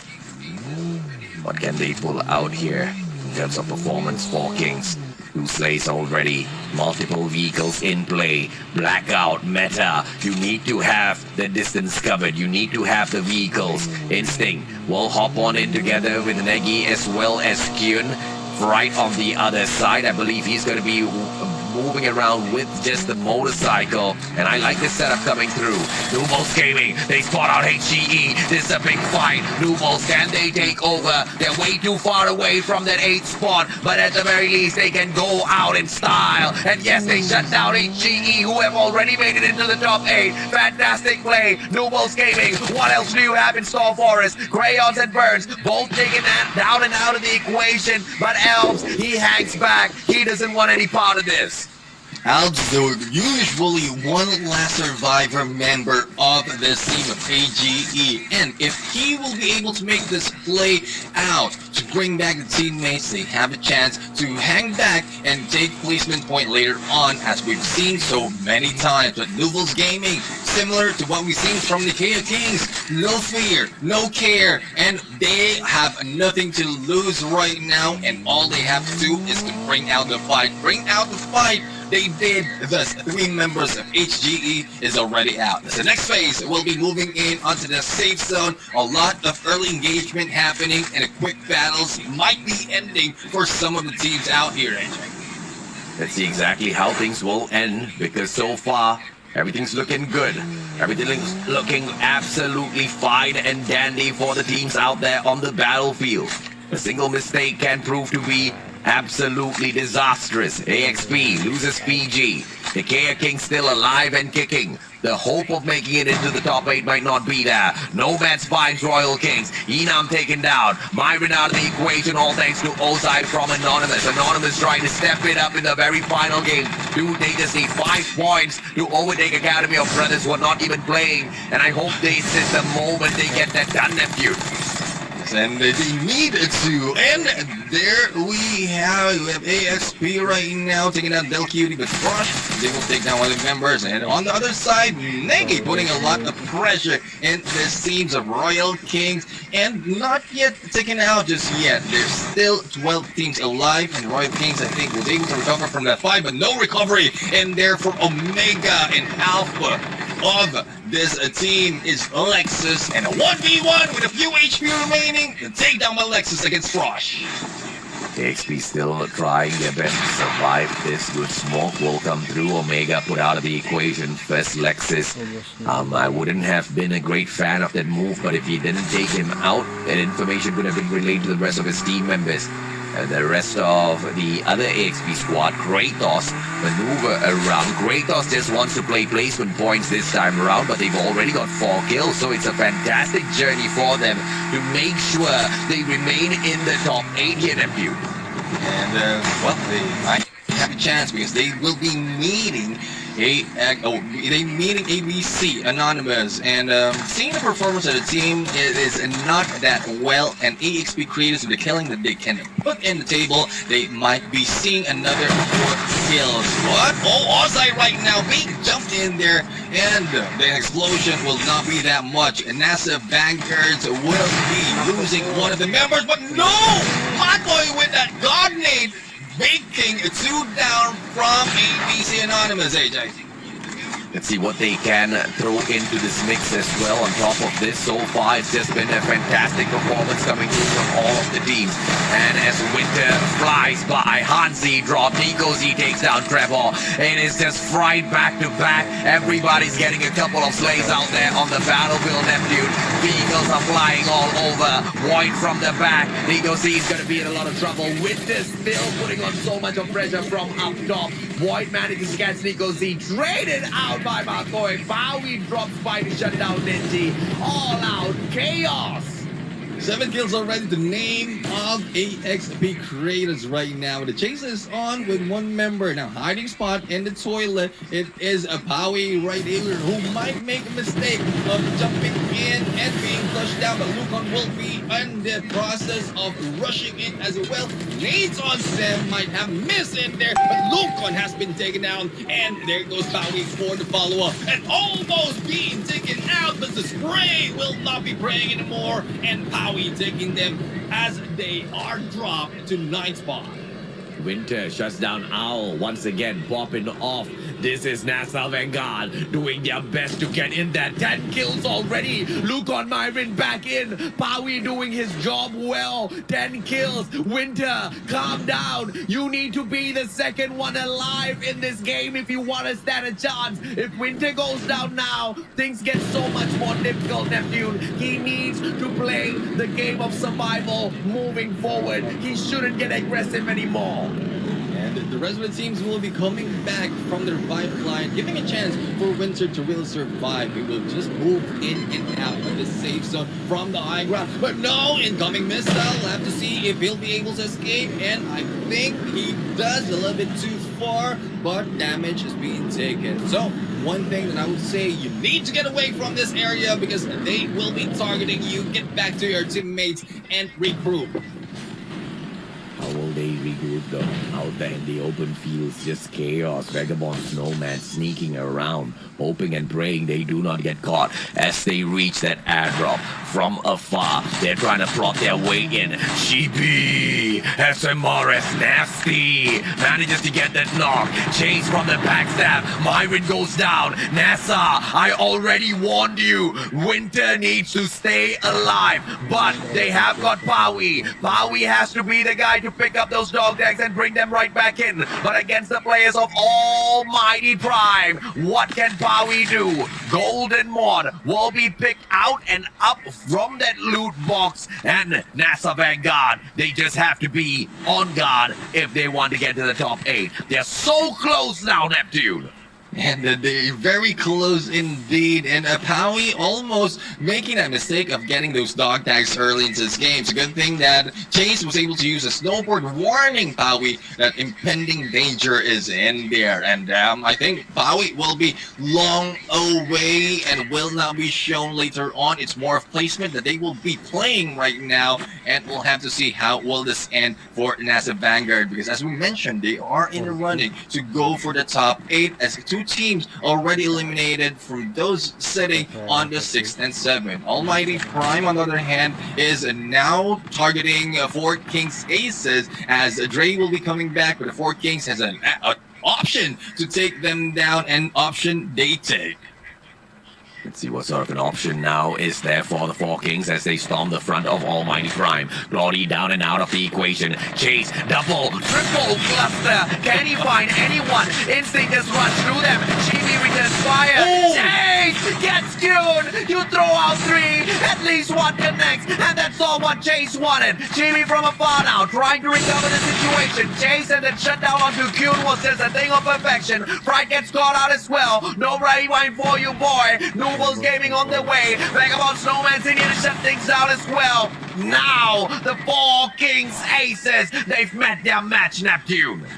And they are out of this game, only a cluster away, and they were eliminated. Vagabond Snowman's is still in the lead right now on the top of the spot, and if they make a killing right here, especially as Almighty is taking damage by the safe zone as well as gunshots. Almighty Chibi will be out and eliminated in there. No kill steal will be happening, but unfortunately Chase will be taken down in here. We are now down to 6 teams, AJ, and it's a little bit too fast, but this is what we expect, especially when the pressure is on in the last round of this semifinals. Nomads taking things slow, not getting aggressive. They're not hunting for kills, they just want to maintain their number one spot. It is all about the pride. And Vagabonds Nomads, they deserve to be full of pride. They've shown us that they've got the quality, they've got the consistency, they've got everything that you need to be number one in the competition. But Pawi appears out of nowhere. NASA Vanguard still trying to get back in. Pawi has done his job. Myron and Lukon on the way back, and Winter's still up in the air playing the game of survival. You stay up there fighting, you stay surviving. 10 kills in hand so far already. NASA Vanguard doesn't need to do much. They just need to survive until they get to that final circle, and they need to end up in that second spot. Pawi, you continue playing safe. You continue playing scrappy. Don't get in there to those battles. Everybody else on the way to challenge Vanguard now because of what they bring into the competition, Neptune. Definitely, this is different gameplay and a good gameplay for NASA Vanguard. We have Pawi in there getting the visuals, and as the Conquerors are getting near to them, similar approach has been done by Secret. But Sacred right now is now falling off, and I think I've sighted one of the Royal Kings. Ice right now is in here popping smokes, trying to get away, but Sacred and the rest of the teams will be in a rush. And we'll see Sacred right now trying to peek in on all locations, but coming back from their lifeline. Ice will not be surviving that long, but shots from behind is coming from Vagabonds Nomads. Travis catching them off guard, and this time the Nomads right now will try to go for the slaying. Nomads, as they move on towards the Conquerors, this is a GGWP. Virus leading the speed of a push in here, and no danger whatsoever that he fears. Sekre turns it around, gives him something to be afraid of, shuts him down instantaneously. Off screen, NASA loses their lives to Nubles Gaming. Lukon and Pawi taken out of the equation. Myron taken out as well. Guess who's surviving? My boy Winter up there in the air as they're shut down. And as you take that aggressive push against the Conquerors will show you exactly who they are. Blank with a double hack. The players of Vagabond Nomads need to peel away, or else they are gonna get annihilated by the Conquerors.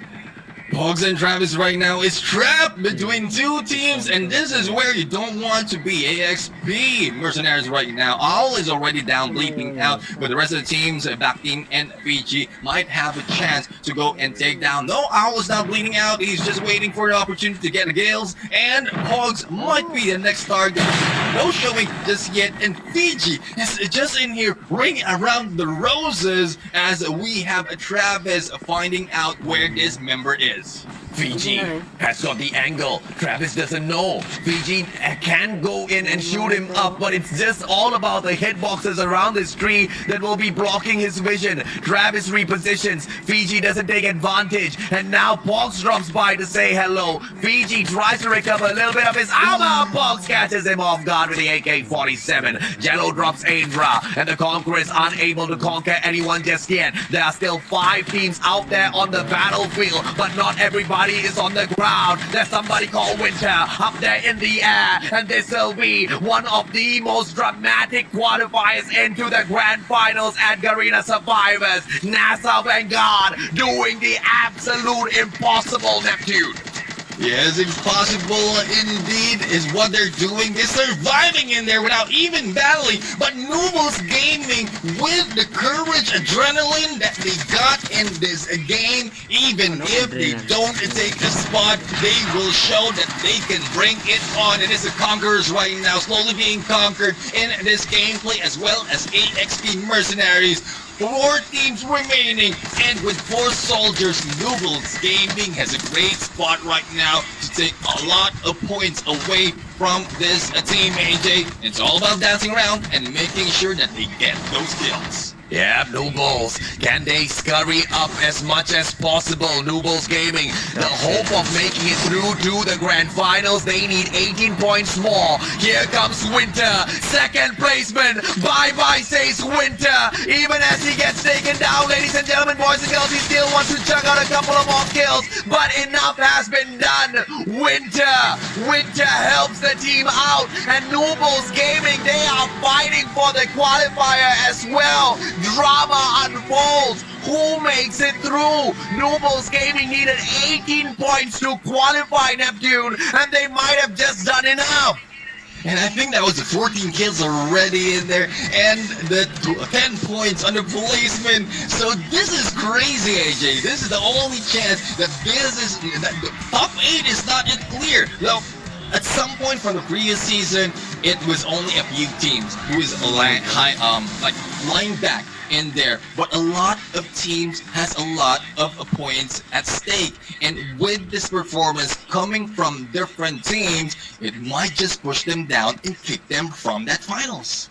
I'm just curious as to where is AXP Kratos as well as ABC Mystic. And it looks like from the first 9 spots, both of those teams are not there. Nobles Gaming as well as NASA Vanguard. NASA Vanguard needed 9 points to sneak into the top 8. Nobles Gaming needed to pick up a total of 18 points for the top 8. And they've done phenomenally well for themselves. A total of, what is this, 10, 15, 25 points picked up by Nobles, and NASA Vanguard has got 16 to their name, both outperforming their previous performances by miles, both doing it exactly when it truly mattered the most. The Conquerors find the top 3, that's not going to be making much of a difference for themselves or anybody else, and here comes the AXP Mercenaries. This is just a good way to check out of the competition. They needed 14 points to sneak into the top 8. Let's see what they've gotten in here. 5, there's 7, a total of 8 plus 4, 12. So unfortunately, AXP Mercenaries does not make the cut. Vagabond Snowmans maintains that number 1 spot. Royal Kings has a royal salute for all of us as they dip on out with just 2 placement points on their side. Almighty Prime. They needed a lot to catch up with the Conquerors, so this is nothing much as they pick up that 7th spot. The place of 4 Kings, phenomenal in terms of slays this time around, but they didn't anticipate Almighty to respond. That triple cluster was more than enough to shut down Kyun, and that was the start to the end of the 4 Kings. But it is what it is, man. I'm more curious as to who makes it through to the top 8. It's all about Nobles Gaming and NASA Vanguard from here on in. Like to see, I'm really excited to see what's going to happen, the result in here. But the KO Kings right now in 10th place, taking 6 in this point. It's not so much that they can bring in onto the table, especially with some of the approach they did in this game. And it's, I'll have to find out really what else will be offered in this match. But so far, ABC Anonymous jumping in here, not so much in performance in the first few days, but they were able to show up this time. Another downfall for them with only 1 point. HGE has lost their momentum, only like 0 points in total for this game. The same goes for NRX 432. So hopefully with this move, with other teams as well, they can maintain the top 8, because CB1, they are in the running in there for the top 8 spot, but not really performing here, only 1 point, and ABC Mystic also bombing out here last place. This is crazy, man, because AXP Kratos managed to actually pick up quite a solid number of kills before getting eliminated, which means they still do get to put a little bit of distance between themselves as well as NASA Vanguard and Nobles Gaming Ferox. I am so nervous, Neptune. I don't know what that final leaderboard is gonna look like. I'm biting my nails already. I'm worried for NASA Vanguard. I'm worried for Nobles Gaming Ferox. But my biggest question is, why the hell did we not see this sort of a performance from the start of the competition? Why did we need to wait for the very final day for NASA Vanguard to show us what they're capable of doing in terms of slays and survival and perfecting all of those strategies? And why did it take so long for Nobles Gaming to wake up? A lot of questions, AJ, really, that, well, we'll have to ask them for the answers. But so far, I don't want to look at the highlights anymore. I'm really excited at what the result will be later on, because it really is close between all these teams. We already called them out, and not only that, the performance of some of the teams really might have pushed some of the teams down, or probably not, and that is what this excitement I'm feeling right now. The gameplay, we already seen that NASA Vanguard is showing up in there, but was it too late for this game, for the semifinal? Because really, AJ, who doesn't want to see Winter and Meow fight it off in the air with those Jackal gameplays? Oh yeah, absolutely, man. I most definitely want to see NASA Vanguard in there. I want to see Winter a part of the grand finals as well. You know, from day one, I've been seeing so much of potential out of NASA Vanguard, and it'll be heartbreaking to not see them make it through to the grand finals. And Elnix taking down Winter. You know, if only Winter had been a little bit more creative in that final circle, things could have been a little bit different. But we are awaiting for the overall leaderboard right now, ladies and gentlemen, boys and girls. That's what we are waiting for. All of the highlights, that's done and dusted. Now we just need to see, drum rolls please, we need to figure out who makes it through to the grand finals. Vagabonds, Nomads, Four Kings Aces, Dow Conquerors, Almighty Prime, HED 11 Kratos, all of them guaranteed. NRX 432, ABC Mystic, Kratos, Vanguard, as well as Nobles Gaming, that's a huge question mark. It is really a nail-biting moment in semi-finals to the final day of play for Group B, and we really don't know what that final eight is gonna look like, Neptune. I really can't stand still right now. Really excited to see what's going to come up, because it's very, very close right now, that based on the scores that we've seen, and also before we jump in on that game. So let's see. Hopefully the leaderboard will be in there, and I'll be glad to beatbox a drum roll. And there we have it, AJ. Oh, Kratos, Vanguard, Nobles, all equal 110 apiece, but AXP Kratos, they make it through. ABC Mystic as well, they scrape through with 2 points more than all of the other teams who were struggling to make it in the top 8. NRX 432, HGED 11 Kratos, Almighty Prime, Dow Conquerors, Four Kings Aces, Vagabonds, Nomads. These are your finalists that make it through from semi-finals. What a fantastic back-to-back battle over the 3 days to come up with this result, Neptune. It's heartbreaking because we should have seen a few of those teams step it up a little bit earlier.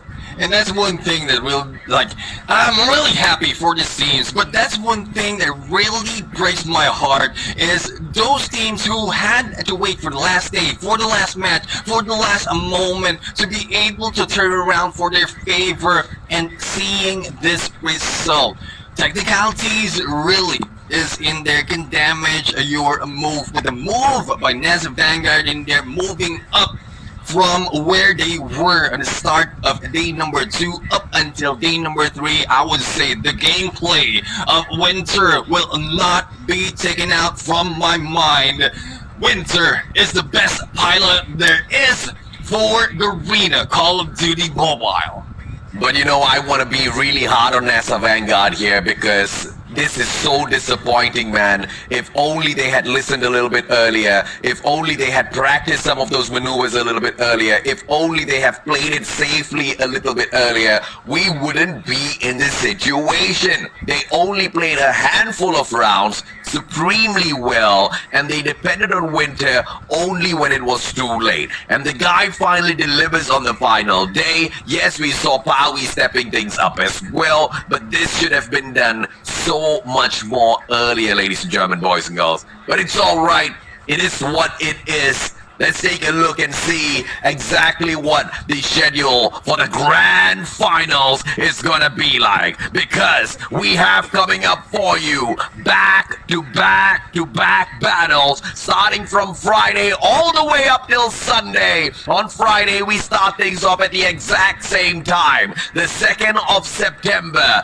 day number 1 of the finals. Then there will be 3 back-to-back days where you can see the top 16 do battle on that CODM battlefield.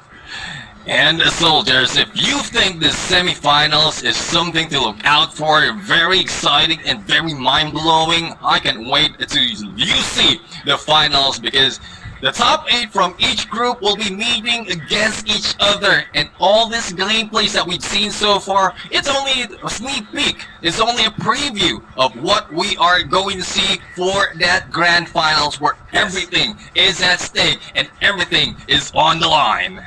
Absolutely, man. I mean, we have gone through so many battles, so much of drama, and if you guys feel like this is one of the best already, nah, we've got the best of the best from semifinals 1. Now we've collected the best of the best from semifinals 2. We're gonna throw them both into battle, 3 back-to-back days, non-stop action, and we cannot wait to see you there. Thank you so much for the likes and shares on this broadcast, ladies and gentlemen, boys and girls. You guys have been a fantastic audience. I am the Mustachio AJ down here with Neptune the Gentleman Garcia. We are signing off. Good night and goodbye.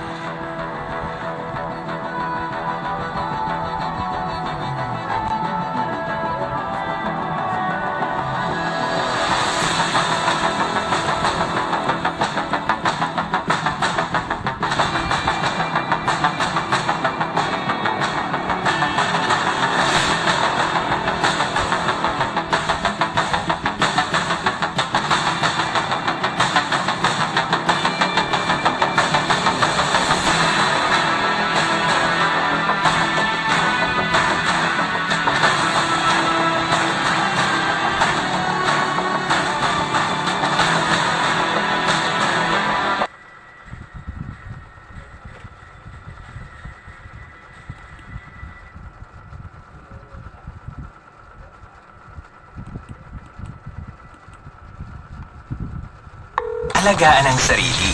Para sure, mag-Wilkins Pure. Yung Beyblade. Yung Beyblade. We usually push out some of the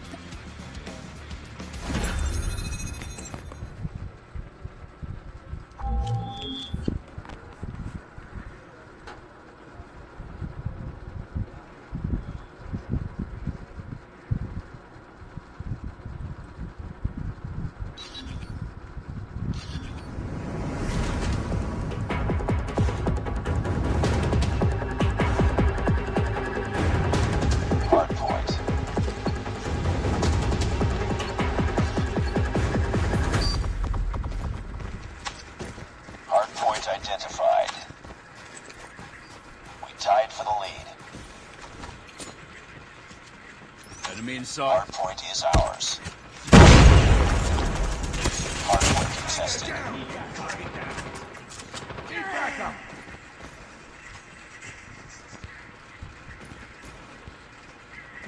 Flashbang! Hardpoint contested. Contact with enemy!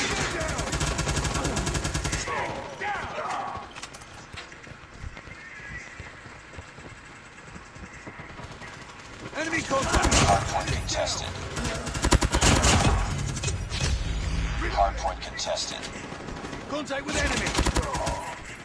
Changing mag! Go down!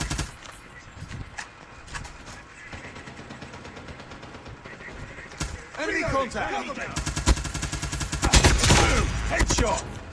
Enemy contact! Hardpoint contested. Sentry gun ready to deploy. Hardpoint contested.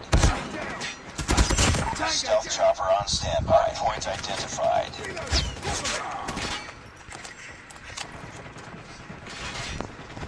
Target's in sight! Hostiles have the hardpoint. We've taken the lead. Need back!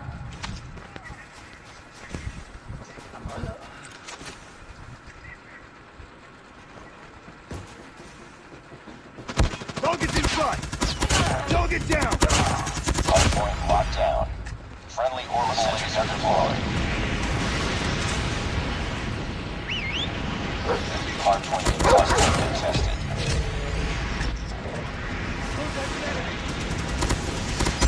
Sentry gun ready for deployment.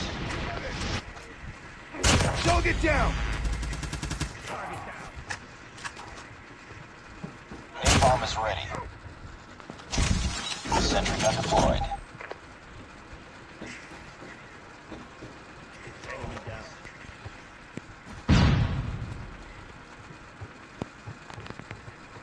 Enemy down. Hardpoint identified. Reloading. Hardpoint is ours. Enemy contact! Enemy down! Hardpoint contested. Hardpoint contested. Hardpoint lost. Tango down!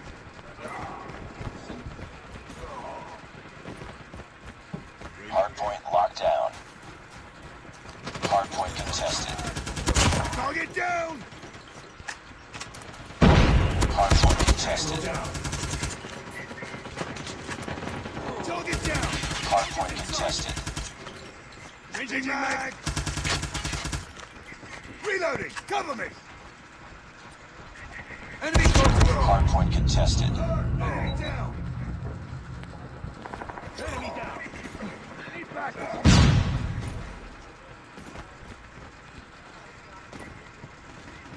Hardpoint identified. UAV online. Hostile stealth chopper laser deployed. Tango down.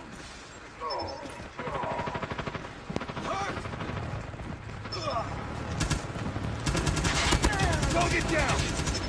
Target down! Target's in sight! Hardpoint is ours. Keep on them. We're winning this one. Hardpoint contested. Target down. Enemy contact. Need target.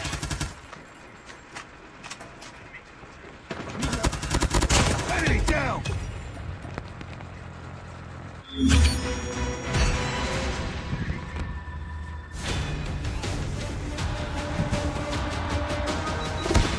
Enemy contact!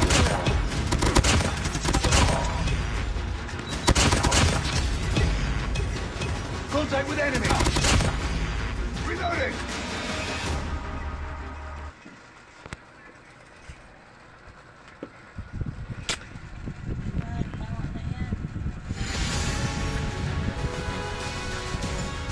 Mission accomplished. Good work.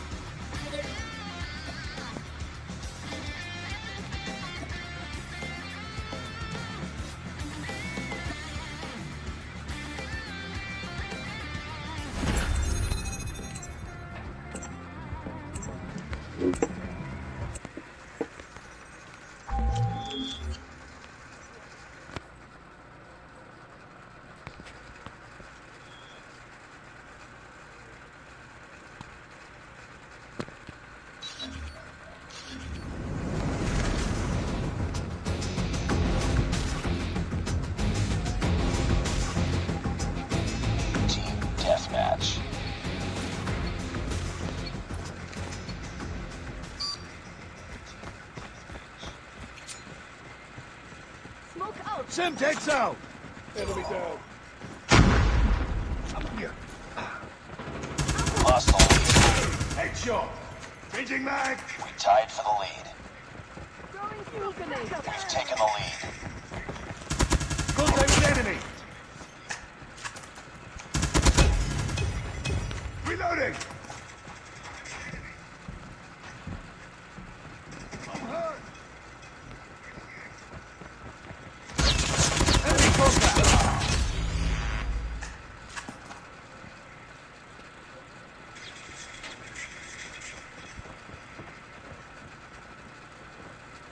Tango down.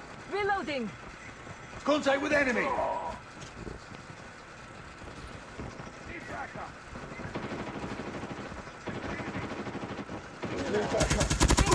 Enemy down! UAV online. Contact! Let's go, let's go!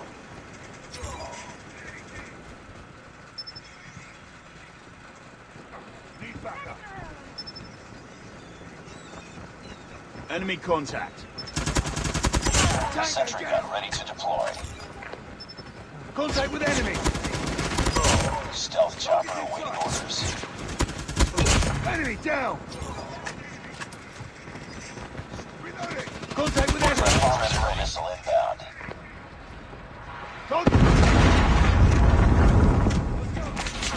Enemy contact! Headshot! Need backup! Contact with enemy!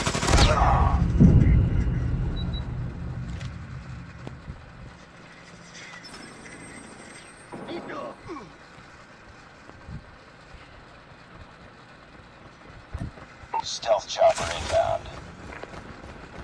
I'm hurt. Target down. Need Changing backup! mag. Cover me. Objective almost complete. Keep it up. Backup. Tango down. Target down!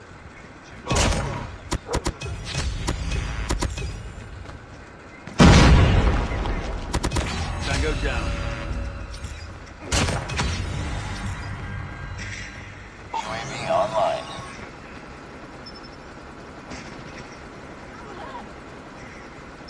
Tango down!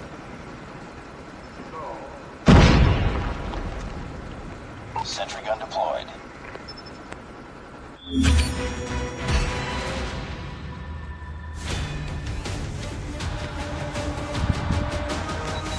Enemy in sight. Contact with enemy. Enemy in sight.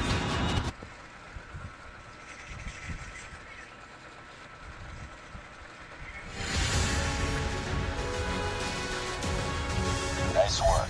Well done.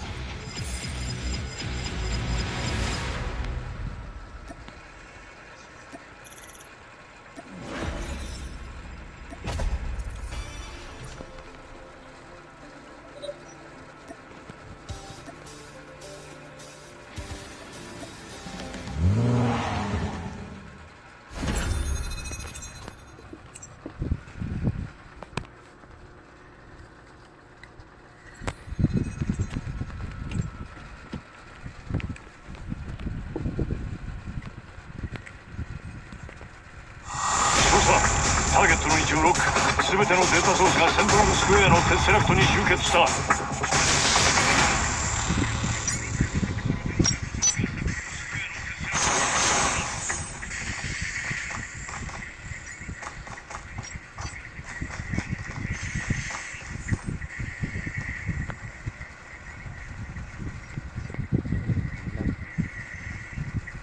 操作。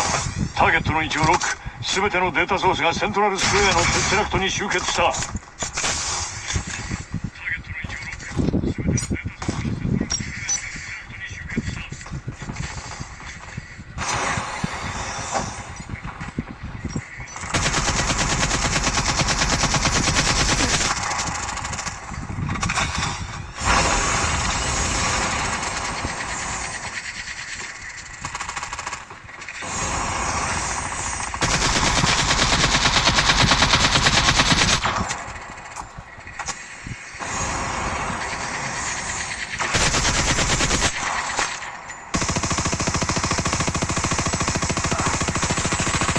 Welcome to Battle Royale. The match is about to start. Time for the mission. Get ready.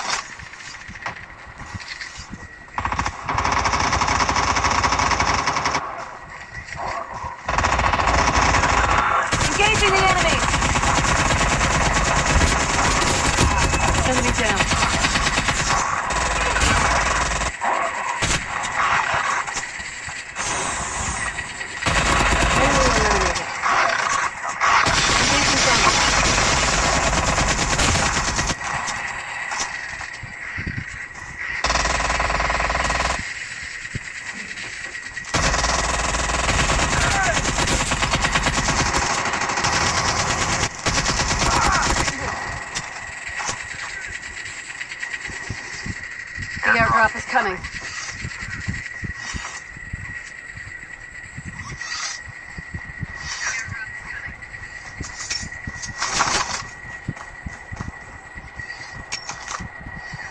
The revived flight will arrive in 1 minute.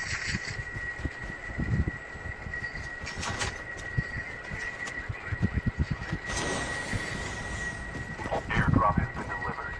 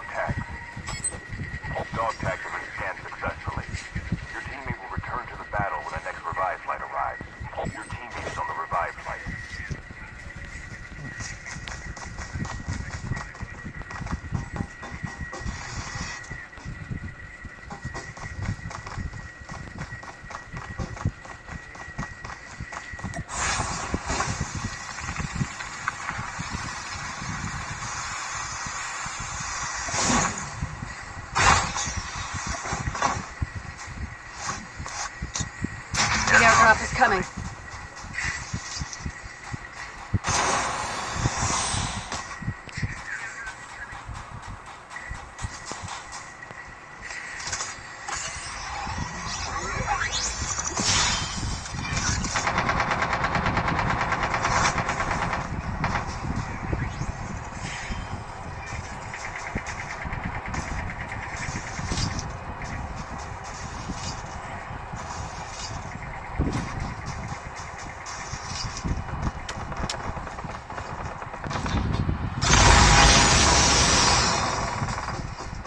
ここに擬態化ステーションがあるわ。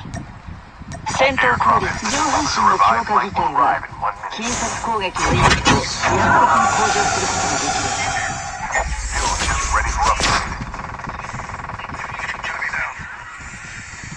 Enemy eliminated.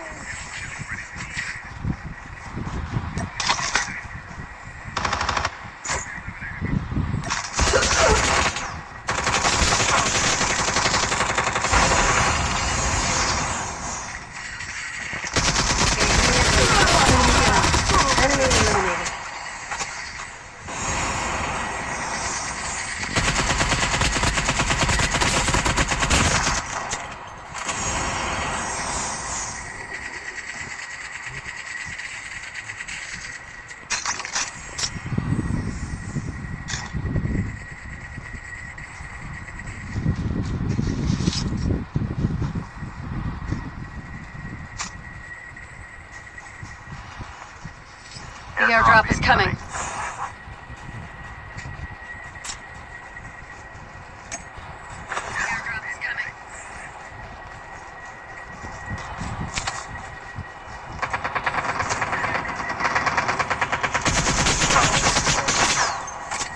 Airdrop has been delivered.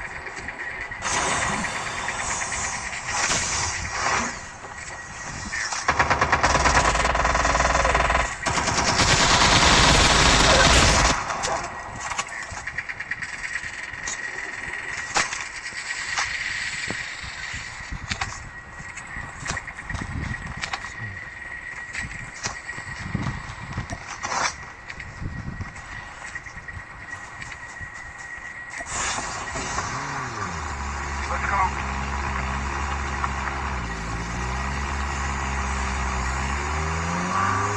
The revived flight will arrive in 1 minute.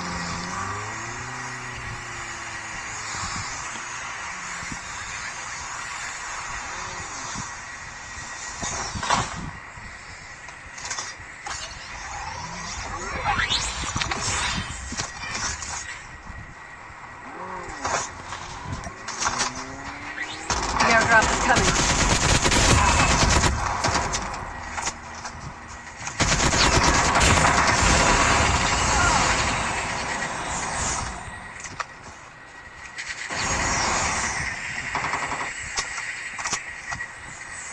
Chip terminal is almost ready.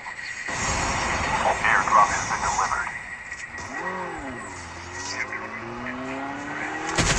Engaging the enemy.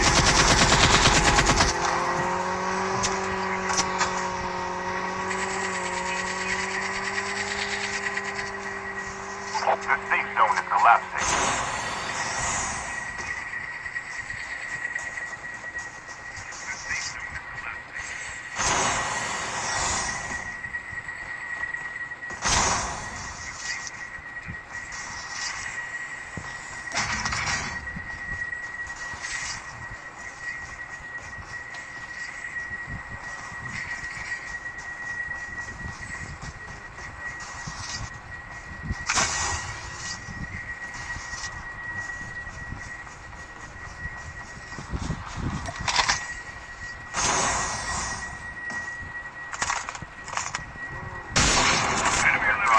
The airdrop is coming.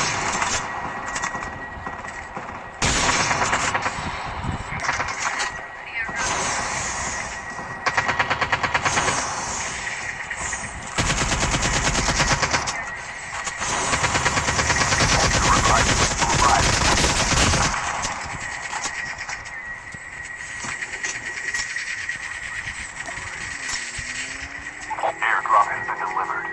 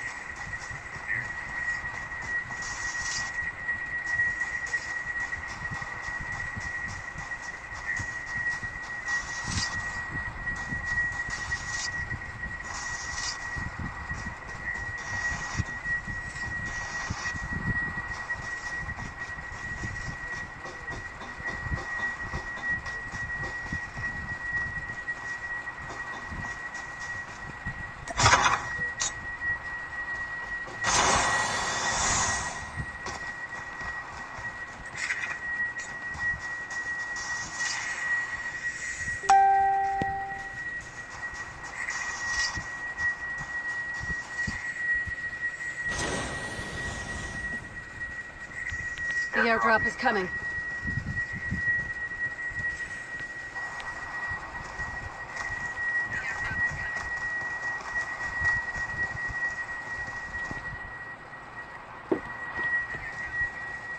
Airdrop has been delivered.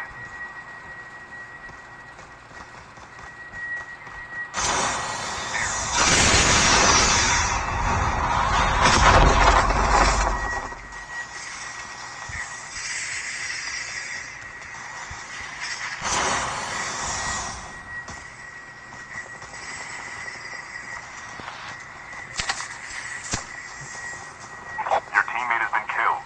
Get the dog tags and help them return to the battle. The revived flight will arrive in 1 minute.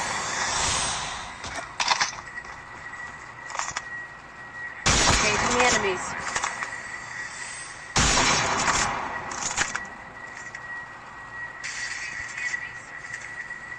Enemy down.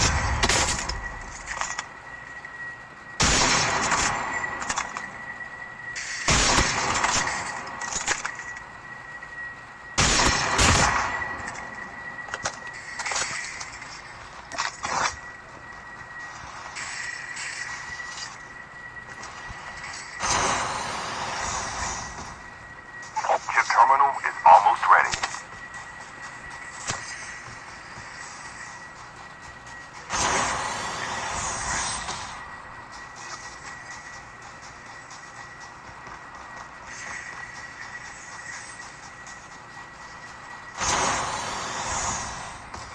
The safe zone is collapsing.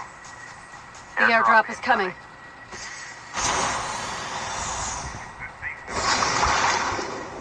The airdrop is coming.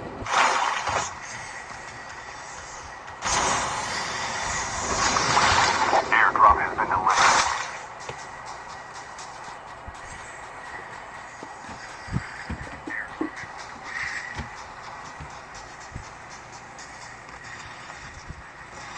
The last revived flight will arrive in 1 minute.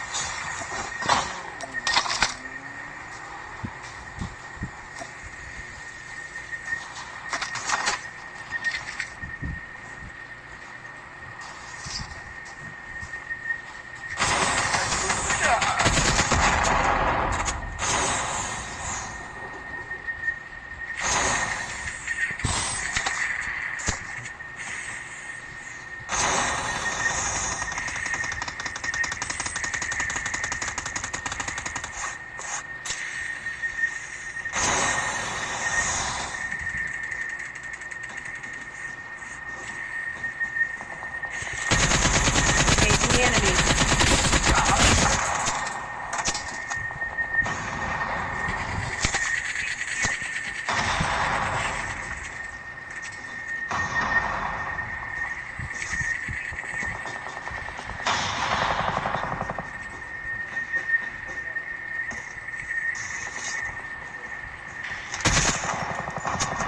Down to the last 5 teams.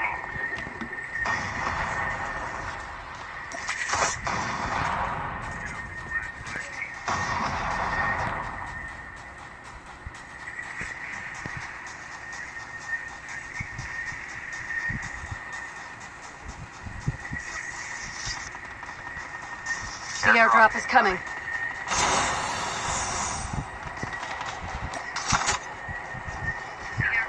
Chip terminal is almost ready.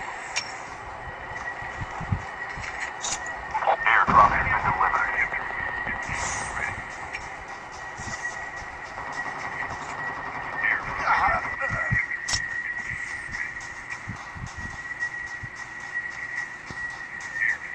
The safe zone is collapsing.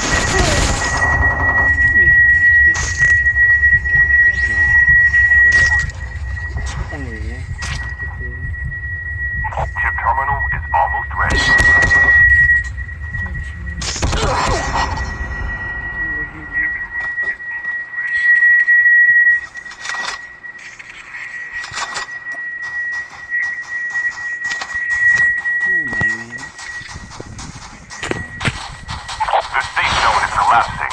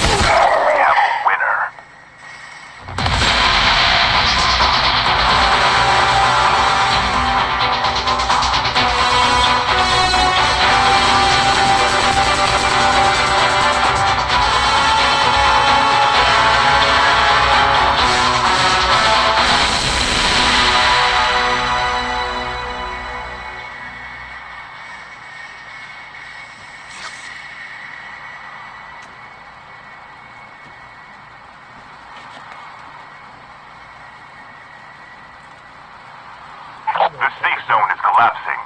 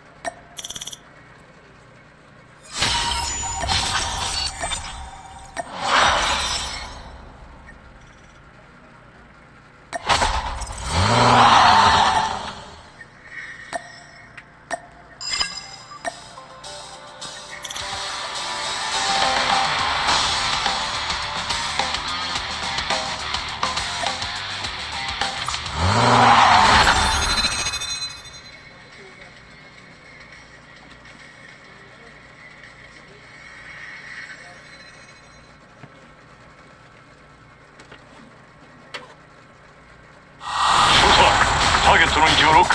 全てのデータソースがセントラルスクエアのテスラクトに集結した。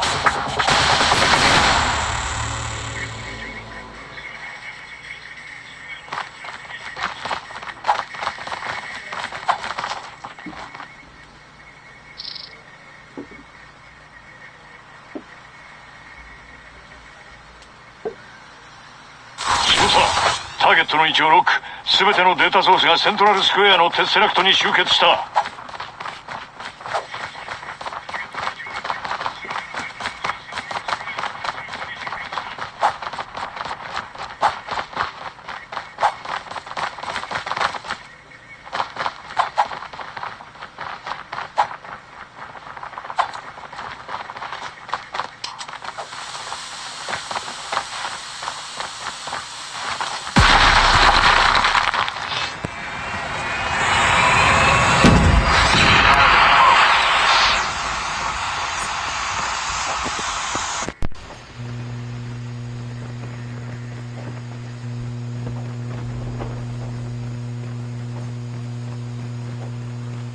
Welcome to Battle Royale.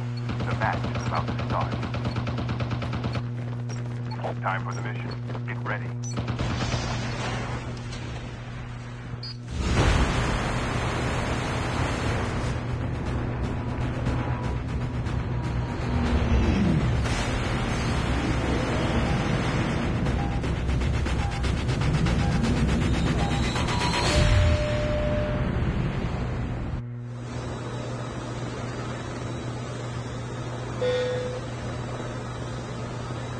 We can land here. We can land here.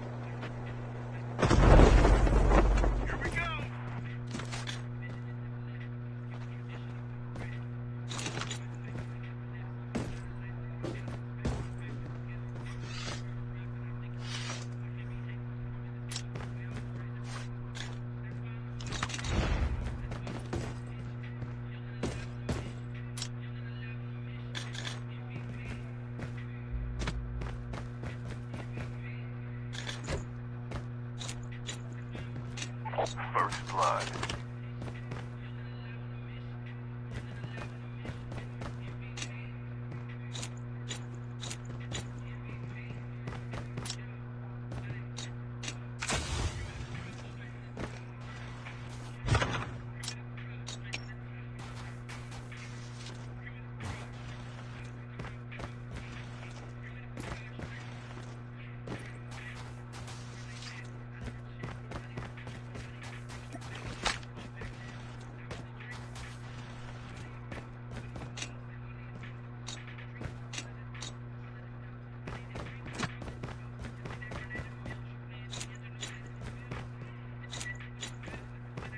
The revived flight will arrive in 1 minute.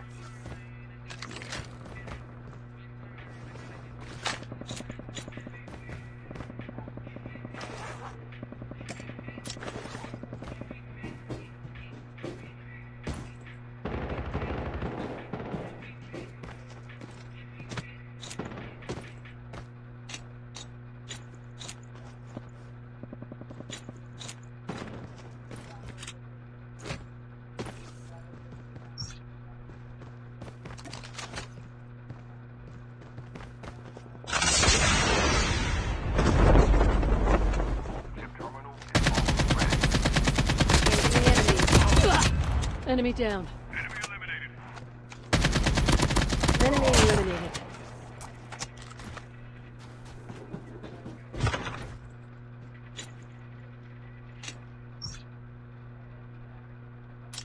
The safe zone is collapsing.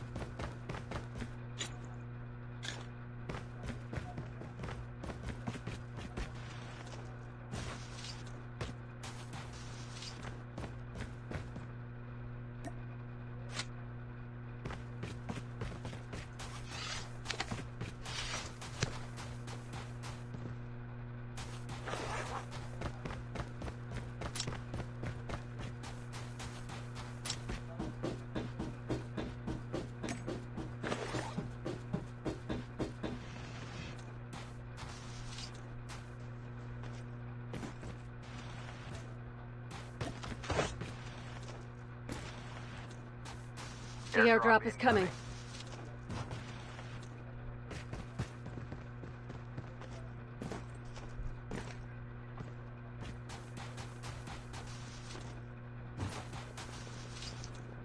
Flight will arrive in 1 minute.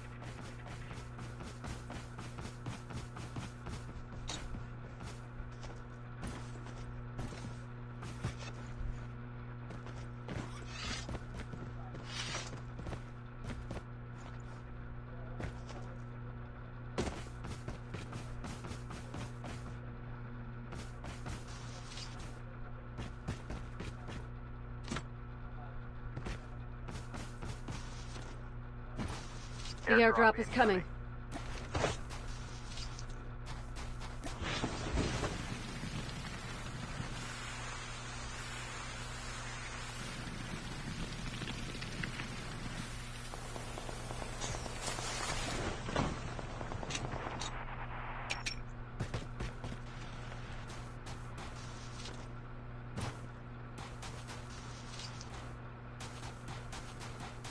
Airdrop has been delivered.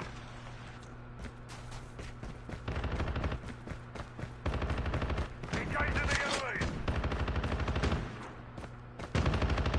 Enemy down.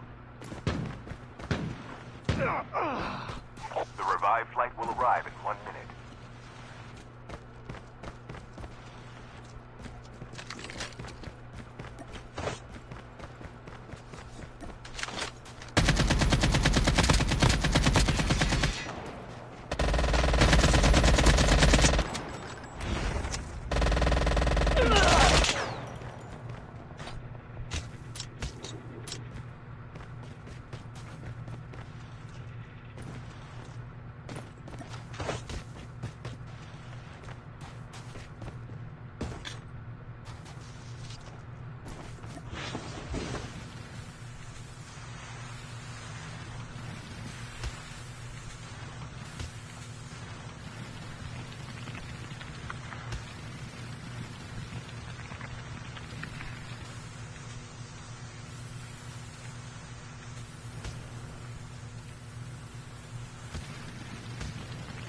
The airdrop is coming.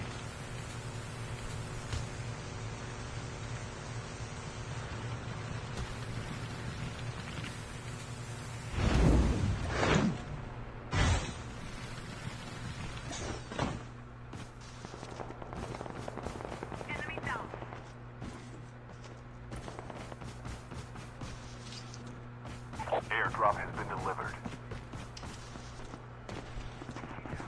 Engaging the enemy.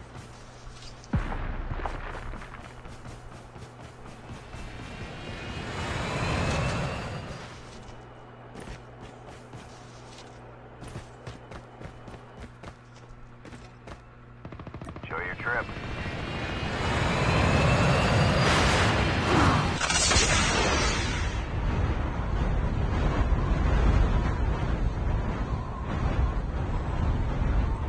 The revived flight will arrive in 1 minute.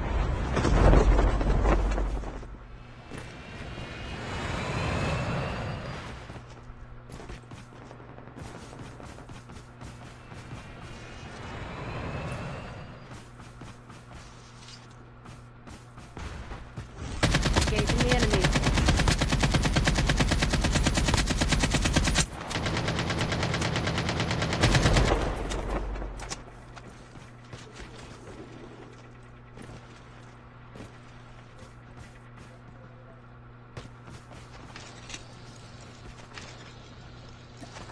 Chip terminal is almost ready.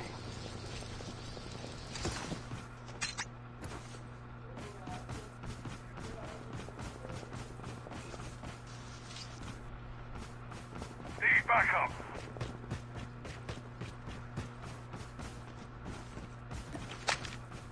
The safe zone is collapsing.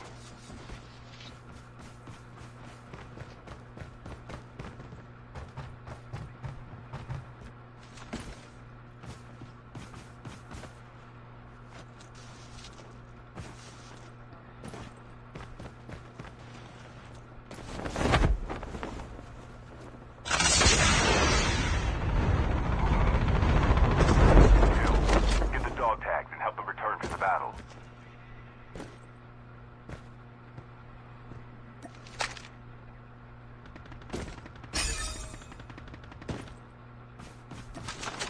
Get the dog tags. The airdrop is coming.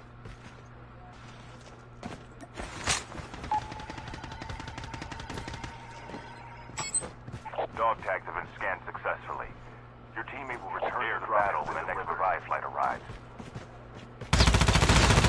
Advance, the revived flight will arrive.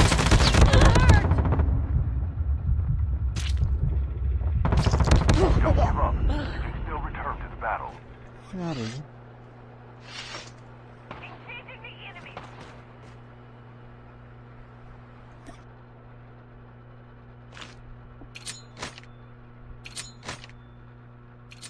Puro ano? Ito?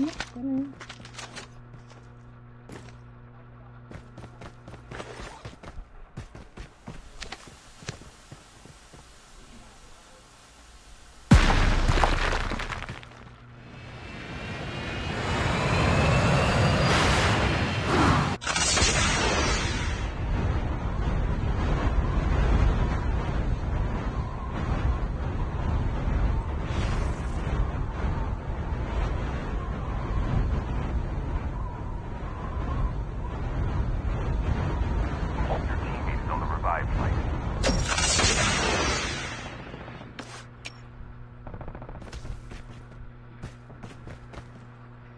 Hindi pa scan. The airdrop is coming. Please click here to scan my dog tags. Your teammate has scanned your dog tags. Wait for the revived flight. Airdrop has been delivered.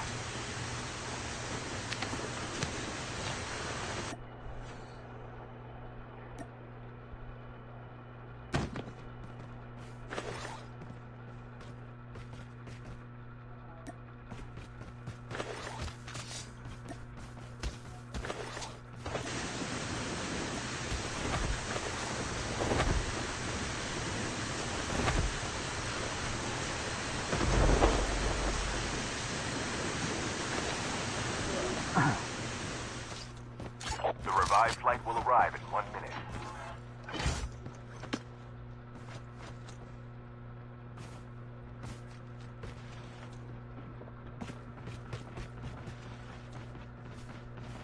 Engaging the enemy.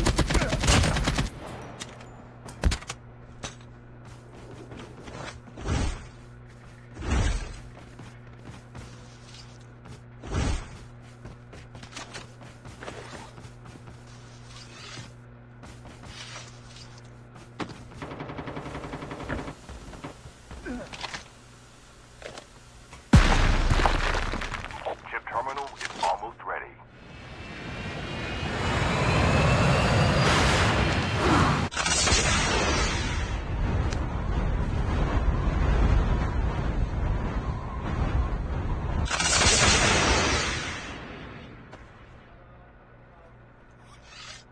You return to the battle. The airdrop is coming.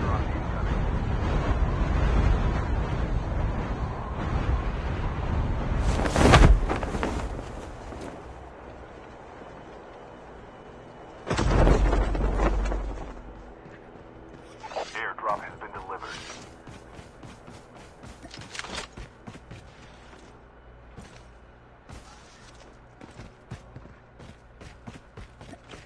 The last revived flight will arrive in 1 minute.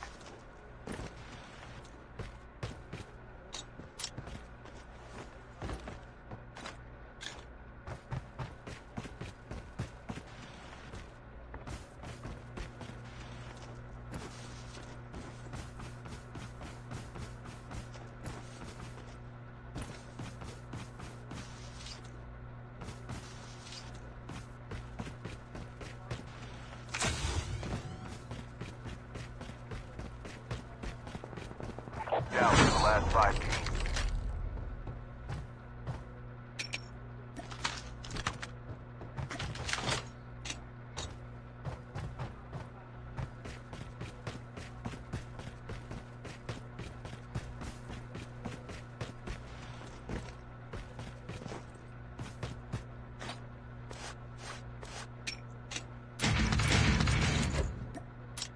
Engaging the enemy.